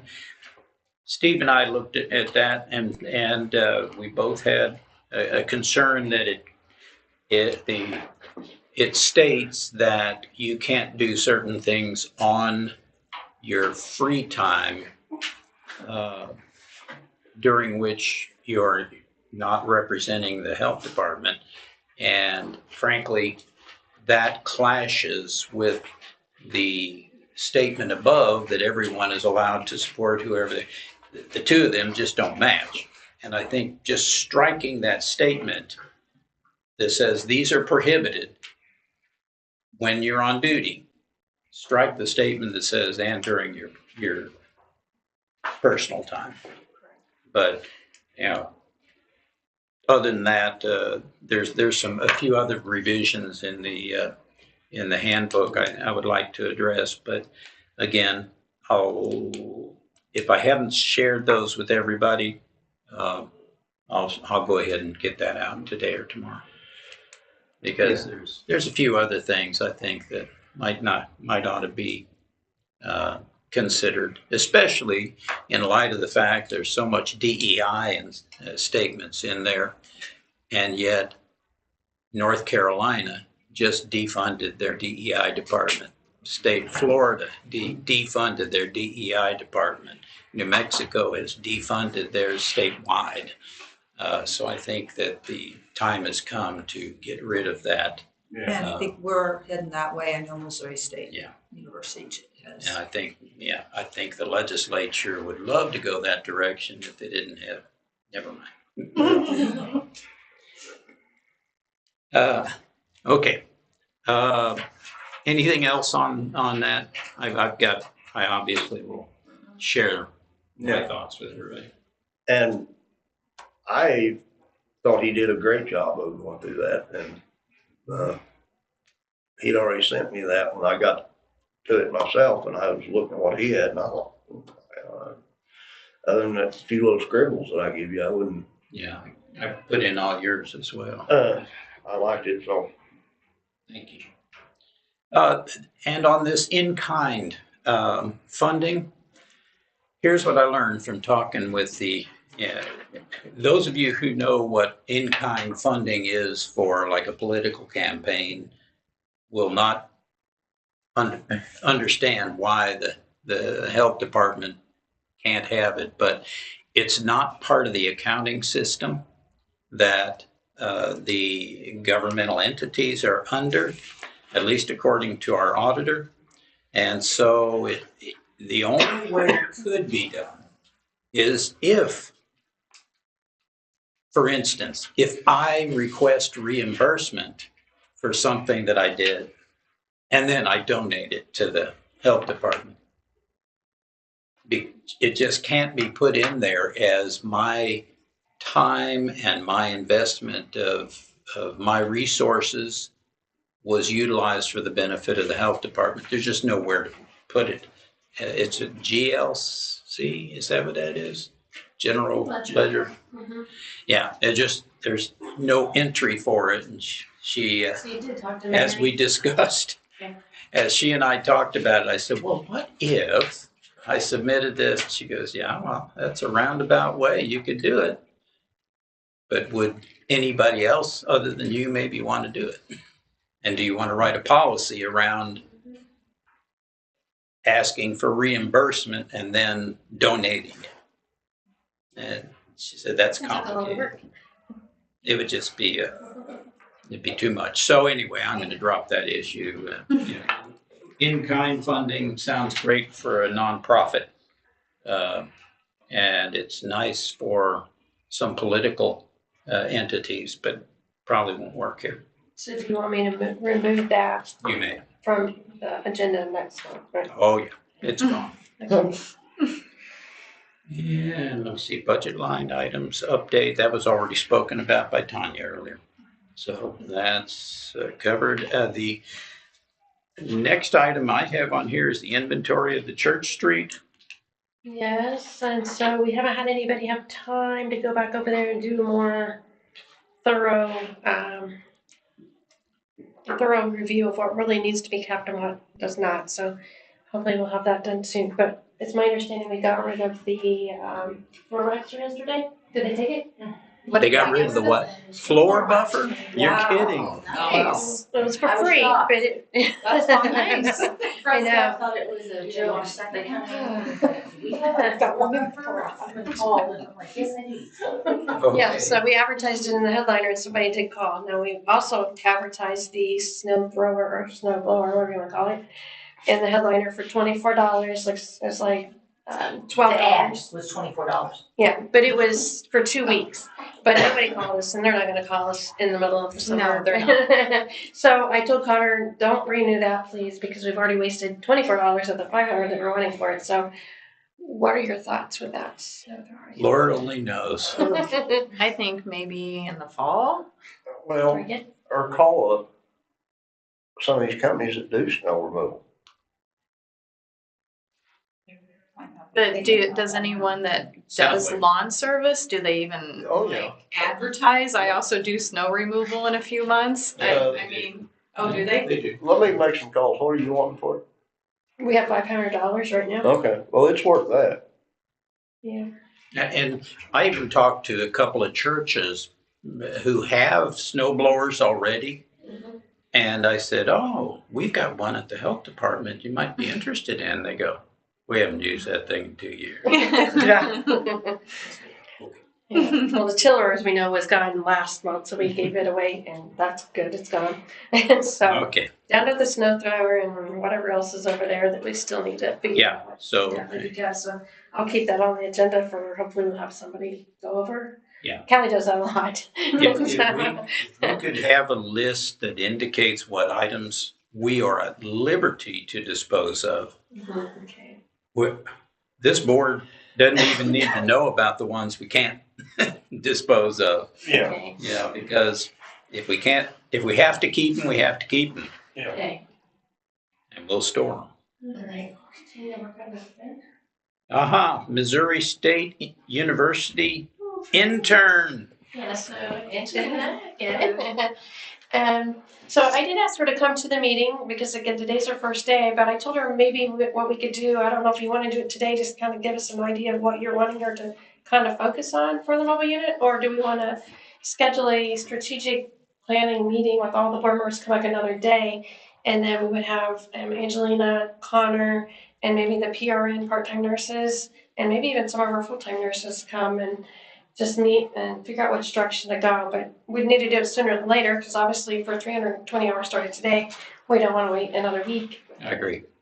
I mean, we don't want to wait too long. Right. But if we could give her something to kind of focus on, I thought maybe look at other health departments that have a mobile unit, see where they're going, maybe bring back some plans to what they're doing with theirs, how often are they going, how are they advertising it. Well, my first suggestion would be to at least compile a list of potential locations and match that up with a schedule when we will have staff that can staff it. If we can have those two things, then we can determine a plan, an agenda for them to do. And I guess find out if we use electricity there too. Well, that's, yeah, Yeah, it's kind of hard to know. that How may many staff we determine need, where we don't know we what we're have the gonna do, so- location. What kind of, what's our starting point? Because I think with this hiring this new nurse, we're gonna have to figure out something pretty quick for these part-time PRN nurses, because that's something I need to discuss too, so now that we're doing this mobile unit. And we have Emily there, we don't have a need for all of them to be there now. So Haley has already told me she would like to stay on as a true PRN nurse, but maybe if we have something for her to do, we could call her and she would come in if she can. Linda's kind of the same way. If you don't need me, I'm great with that. But if you do need me, call me. And let's see, who was the other? Marcia, she's kind of that way too. She's working on her MCH contract. She's still got quite a few things to do. And then I know Jan would like to keep the 2 days a week, but there's really not a 2 day a week need for her now that Emily's here, because I think Emily's going to keep caught up. I've actually assigned Emily and Shelby to contact the state TV department to get them trained on TVs. Well, our goal is to try and get services out to people who can't, Yeah. with reasonable convenience, make it here. Right. And so that should be our driver is, are we, I know for a fact that down in Forsyth, which the Forsyth portion that is Christian County, there are a lot of people down there who are older and retired and limited mobility. And they have a farmer's market down in that region where maybe we could even have it. So if you could help us to define a little bit too the needs of. So like as far as I know or have an idea of a mobile clinic services. So the main areas we can focus for now as we initially started are the people much where the people gather much so that we get easily advertised, not giving any extra investing extra money to advertise, especially for our mobile services, like areas like public gatherings like any supermarkets or any fests as it's summer. So there are going to be fests soon.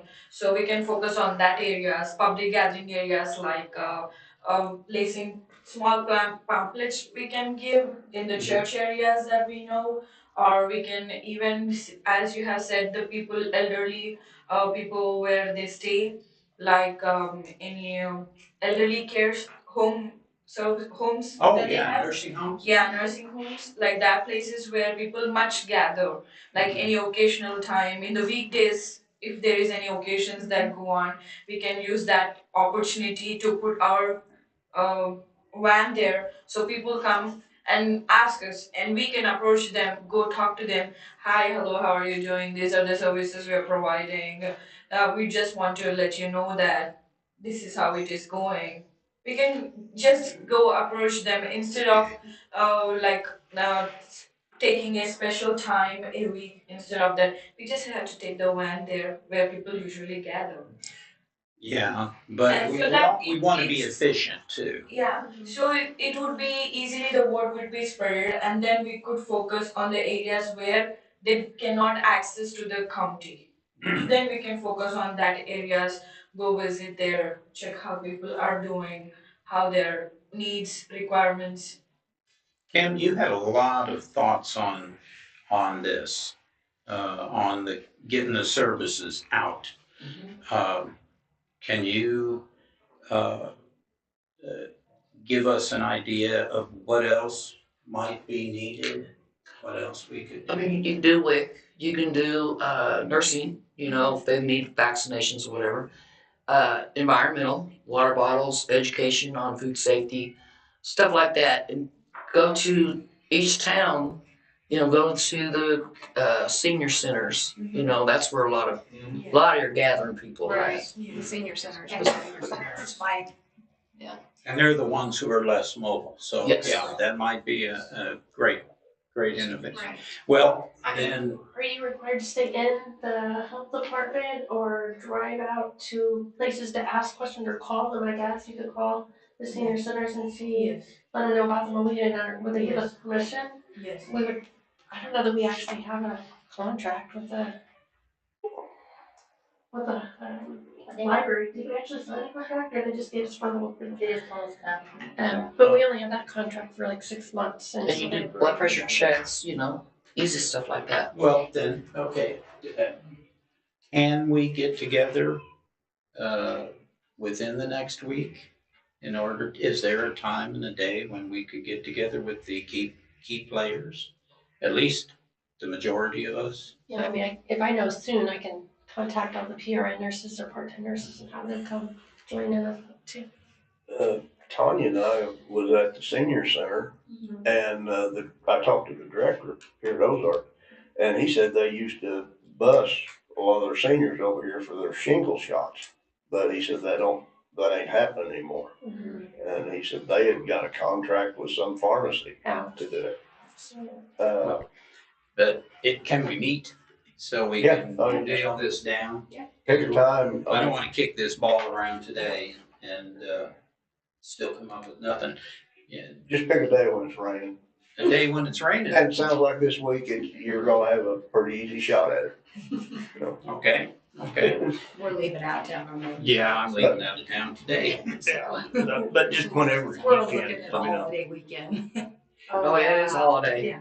Wasn't thinking, yeah. Well, not me. I'm doing it before the weekend. So, Me too. um, I'm going tomorrow. so, we do need to do it as soon as possible. Would it be possible Thursday? This Thursday. This Thursday. I can do this Thursday. I'll be gone. She'll be here. Connor will be here. I'll have to. I will probably be back, but I'm not sure. But that still gives the three of you. Okay. We don't normally have any of our part-time PRN nurses working on Thursdays, but we could probably send our full-time nursing staff, at least one or two of them, over to try to help. Right, and I don't think the part-time nurses have to be here. I think what a nursing representative. Yeah, and so as far as driving the Molina, that's another hindrance. So what are your thoughts for training people to drive that? Who could give driver's lessons? Is it really that Lots big of of a us. deal? Yeah. I think anybody here Could drive it. could help drive it. It's not that big of a deal. Connor Yeah, knows, but it's Yeah. just intimidating. And It's not as big as the 12-passenger van I had for my family. That's it, and it drives very, very nice. I mean, it's very comfortable. You just have to move with your sides.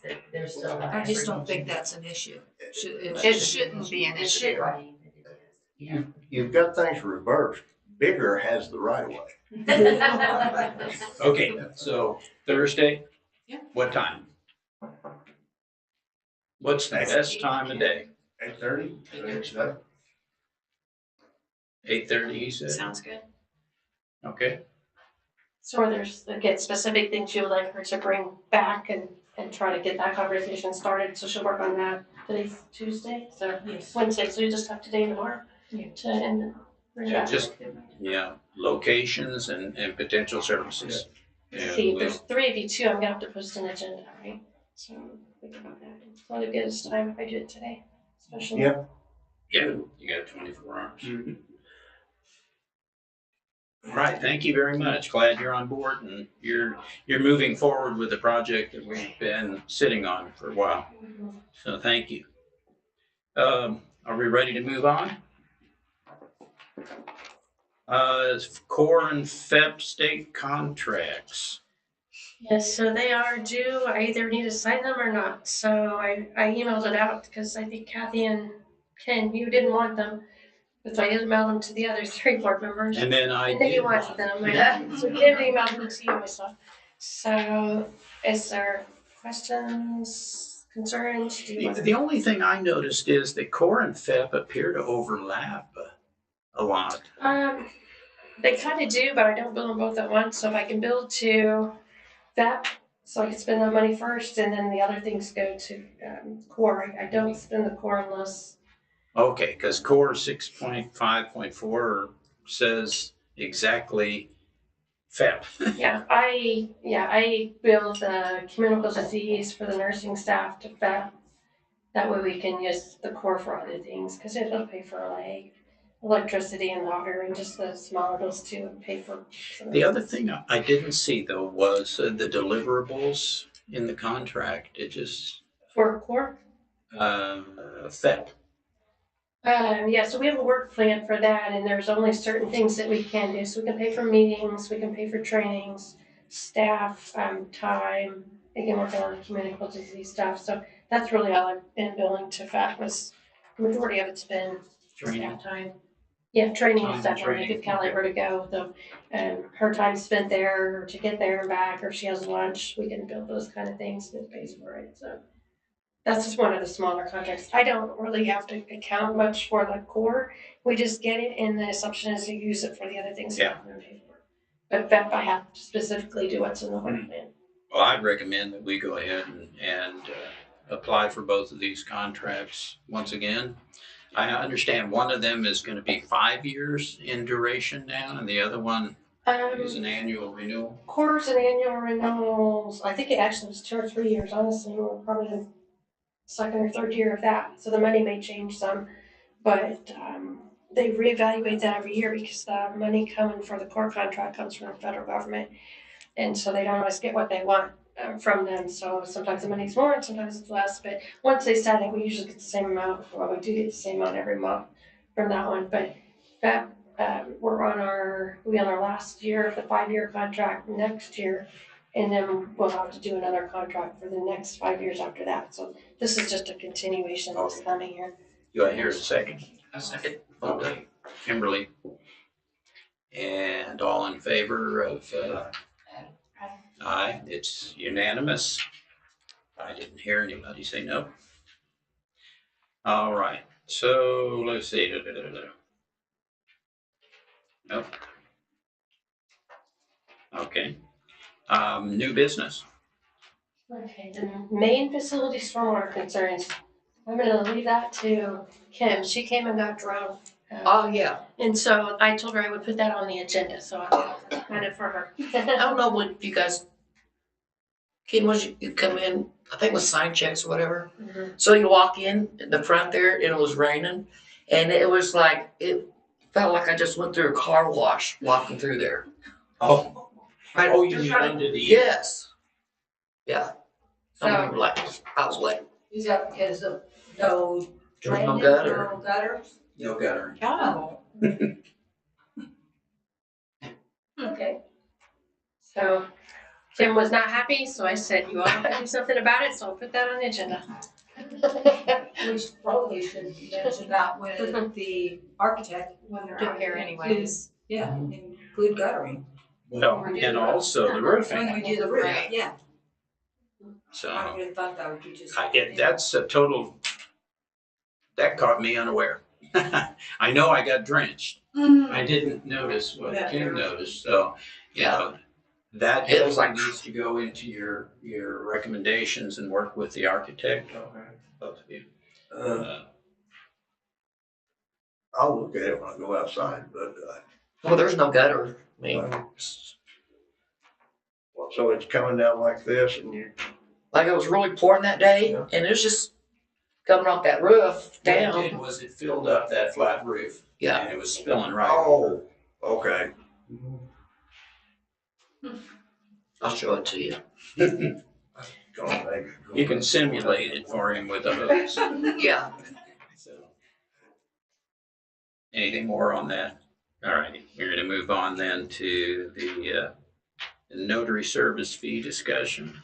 We had somebody come in and wanted the notary done, but it was like documents, I think, for building a house, and so we're still new at this, and so our first question was, do we just want to do it initially in-house until we get better at it and not charge anybody, or do we want to do it for people to come in here and advertise it, which then we're going to have some concerns of enough staff, because if we have 2 people here and we're still doing Identigo and only certain people have notary services, so there is a fee that we could charge, and I believe it's up to $5.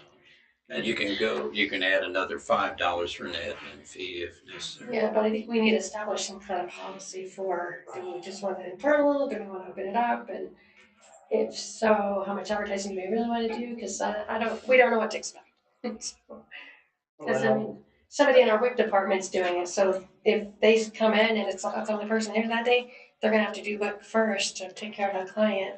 So somebody may have to wait, so we don't want to make people mad, so we don't really know what the fine line is. So this will be an ancillary service, not a primary service. And I would say keep it In-house. as far as it being Right. a necessary health department or community service, Because that would help with like whenever the board member goes, because we didn't have that, that was kind of the point for us getting that. Ken has to notarize something today to take to the courthouse, and so he'll be able to do that here today, so. That's I kind of agree with Kathy. I think we should leave it in-house. Yeah, and what does that have to do with our mission statement? right. Exactly. Nothing. Yeah. I mean. So, yeah, in-house, Okay. because those banks, Banks do it, yeah. Yeah. Right, let them keep doing it. The library does it too, every time it's something, yeah. And they don't have a policy, because we called and they told me, oh, we maybe ought to think about And that. they do it for free. Right. So it's like, There's lots of other places. Yeah, but they never did, or they weren't aware of the process for building a home or construction, so, okay, that's Were we good. charging? Or is it free? No, it'll be free, it's just for us internally. And Karen and I already discussed the health department standing orders, which Yeah, so I can just mention Dr. Tompkins, he's a physician at Mercy, he signs our standing orders, which are for all our vaccines, which I ran across this as I was looking for your stuff, so you haven't got this yet.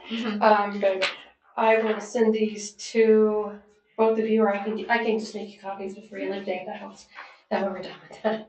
And so I've asked Ken if he would be willing to sign those for us moving forward, so we could relieve Dr. Tompkins. He doesn't get paid, he's only a voluntary person to do this, but the reason he got in on it, Dr. Mark Woods was here whenever I came, and he passed away within the first couple of years, and so I had to find somebody else that would sign these. So we had another board member that worked with Dr. Woods. She came on, and she was maybe only here 4 or 5 months. She signed it for a while and decided it was too much work to be on the board, so she decided she didn't want to do that anymore, left us again with no physician to sign orders. And if our orders aren't signed, we can't do these things on the list. So Kelly does a great job. She just worked with Dr. Tompkins. He comes here a lot to help us, but again, he works full time. And I know he probably thinks we're an aggravation, but he will be glad to get rid of this. But we have a physician on the board, and I'm assuming your license is still good. You have an MPI number, because that's what we need. We have an MPI number? Mhm. Yeah, so I think that's the only two things. So Callie has access on the backside, so she could help us get set up with that, with your MPI number. And then we have the physician sign, which would have to change the signature line there. And then all of our staff that give the vaccines are going to have access to that sign as well. So there's immunizations, we've got different venipuncture and medical tests, which the venipunctures that we do here, we actually require a physician not on the board to request lab draws, because they are the ones seeing the patient. And so we're just kind of a third party, and we don't even release the lab results from the health department. We just have the physician saying, it says routine labs are ordered by the client's primary physician.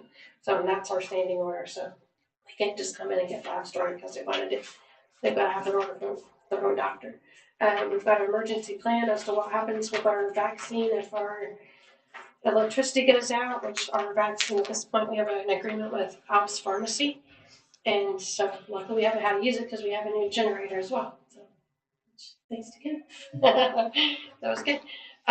We have the AED orders as well, so we can use those in-house. And then we also have a provider participant agreement, which is just saying that Ken's willing to be responsible for that. And then we have adult adverse reaction orders, and then we have a child and teen adverse reaction order.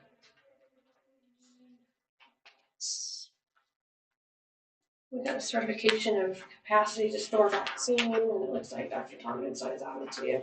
But we can make copies of these before you leave, and I'm assuming just. That would be great. Do you want one? Ken, does anybody else need the orders? Yeah, Okay. don't mind. Okay, so we'll make copies before you leave, so please don't leave without those. And then Callie will have to prepare the blank copies, so whenever you come back in, Ken, if you're willing to do that for us, be familiar with it. If you have questions, let us know. If you want something removed or if you think there's something we need to add, please just give it Callie, and we will take care of that. So, and then we'll have either Callie or myself can reach out to Dr. Tompkins, but I'm sure he's going to jump for joy because with you being here more than he is, it's going to benefit us too. So. They are up to date right now. I think we've got everything on there that we're planning to give in the next few months. Okay, so we'll take care of that. And then, Next is the mobile unit internal cameras. we had a question from Wick. So whenever we purchased the mobile unit, we did install security cameras just for security, more or less, of the mobile unit. There's not an intent there to record people in it.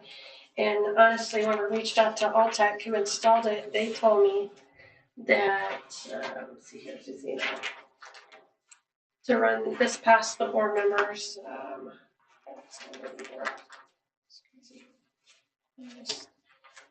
he's more or less saying it's very hard to get into.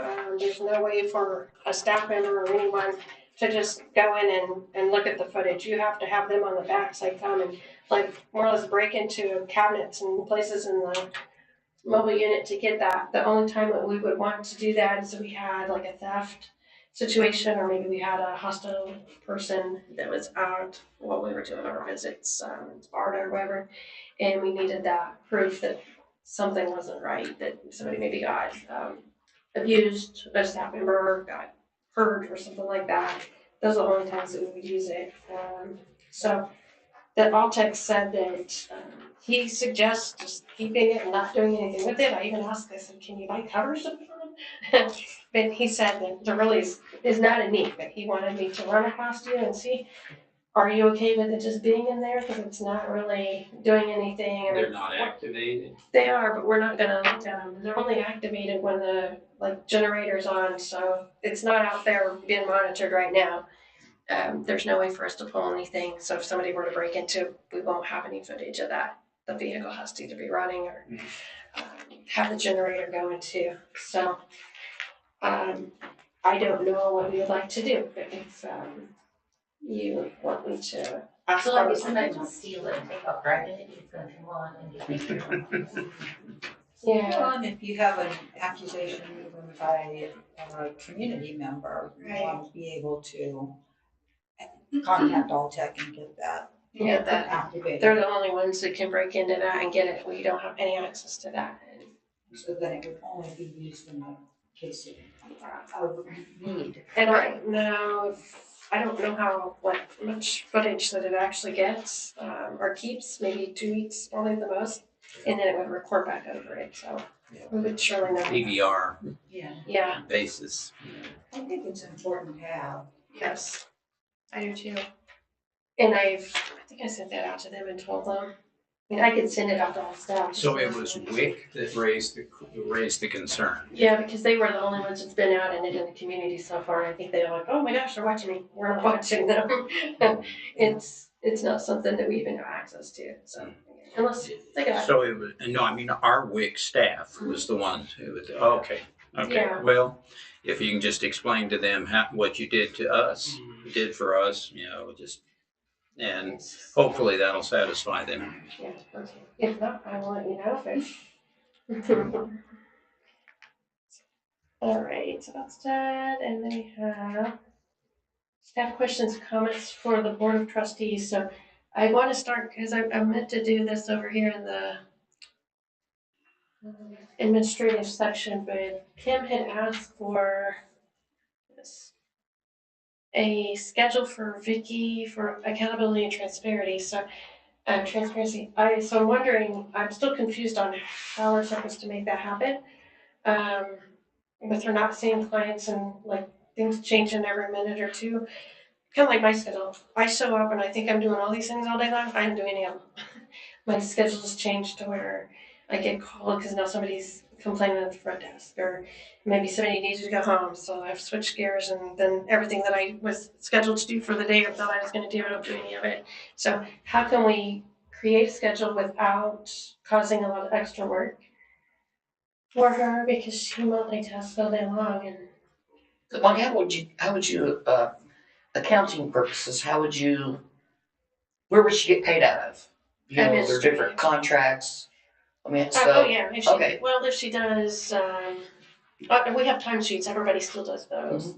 And so we do have those, and they have certain categories, everybody has their own. Callie actually creates those for us, but it may be nursing, TB, admin, any of the contracts, they're all listed on there as well, so that's how it's broken down, but. I mean, if you don't have a schedule, how would you know? For sure How the much time? contracts. Yeah, so for sure the contracts, like we met with the MCH program manager the other day. And so even me, I mean, majority of mine goes to the admin because there's many admin things that we do all day long. So sitting down, I mean, it's gonna take a lot of time to come up with some kind of schedule. So that's why I'm wondering, are you wanting a, what's it called? Type study, or are we looking for just a time sheet? And is this just for Vicky, or is this all staff? Because Okay, well, you see the schedule for everybody. I don't know what you do. Don't know what's the office coordinator. What does she do? You know, where's her time at? Wouldn't that be just in job description and she, I mean, she comes in and she does her job. yeah, which is mainly admin. That's what. Right. Like you don't have a schedule for Callie. We don't have one Because you wouldn't be able, Connor. like Karen said, you wouldn't be able to, you get taken away, this happens, and so then you got to do that. And I think when we first were here, Karen was having everyone write out and that was, to me, it was tedious and it was ridiculous And for extra time. But like Callie doesn't have. But that was like, Right, it felt like she was micromanaging everything, and it was, they come and they do their job. If they're not doing their job, then there's the The problem. work doesn't get done. Right. And I tried to do this even for myself, you know, just to see how much time I put in on health department stuff. And I kept forgetting to write something down or timing myself out. It's hard enough just to get them on the timesheets in a general category, but to go like 5 minutes, What did 10 I do minutes. here and there? Yeah, So, Because we and went, nobody else we does went that. through that. The schedules that you got here are the schedules that we have, like the front desk makes a schedule for the nurses. Those are just printed out. Those are the people that came in or didn't come in. Same thing in WIC and environmental. I mean, that's where they have a schedule because they have to make a schedule to know where they're gonna go and who's gonna be at the front desk. So, but the other schedules are just, something that's, WIC knows this person coming at 8:00, this person, so they're not actually filling out a schedule for themselves. Their staff is doing that, but not everybody's been asked to do that because it's kind of impossible. I agree. I think it's difficult and very time consuming for someone to account for their. I got a lot What of they're complaints doing. when we tried to make that happen, and they Came to the board about it because. micromanaging. Started doing that. And that was to get us ready for our time clock. So we have ISOP now too, so people clock in and they clock out for lunch, they clock back in after lunch, clock out when they go home. And then we have our timesheets on the backside, which we're hoping to get the timesheets electronic as well, but right now we still do those paper timesheets, which is a nightmare for billing too. If we can get those over to electronic and then print those to help with billing will go on faster, but right now it's done by hand. We're still old school. But we're making progress. Oh, and remember before I left, you was gonna have a deal for paying online and forms being filled out. Where are you guys at on that? We've received online payments in environmental and, Okay, because I talked to them about it yesterday, they knew nothing about it. they're new. So, yeah, they haven't done a whole lot. we're a little off agenda. Oh, here, sorry. Because actually, it's supposed to be before the board member asks questions, the staff does. And so, Vicky, you had something you wanted to say, and you've tolerated the rest of it. Oh, you're fine. I appreciate you letting me do this. I wanted to get this out. Here we go. Give you a copy. Here's your copy. Thank you. You are welcome. What are you giving us? Here's your copy. War and Peace, looks like. There's your copy. All right. Well, I felt compelled after the request for, what was made about the questionnaire and everything, and I just really wanted to address it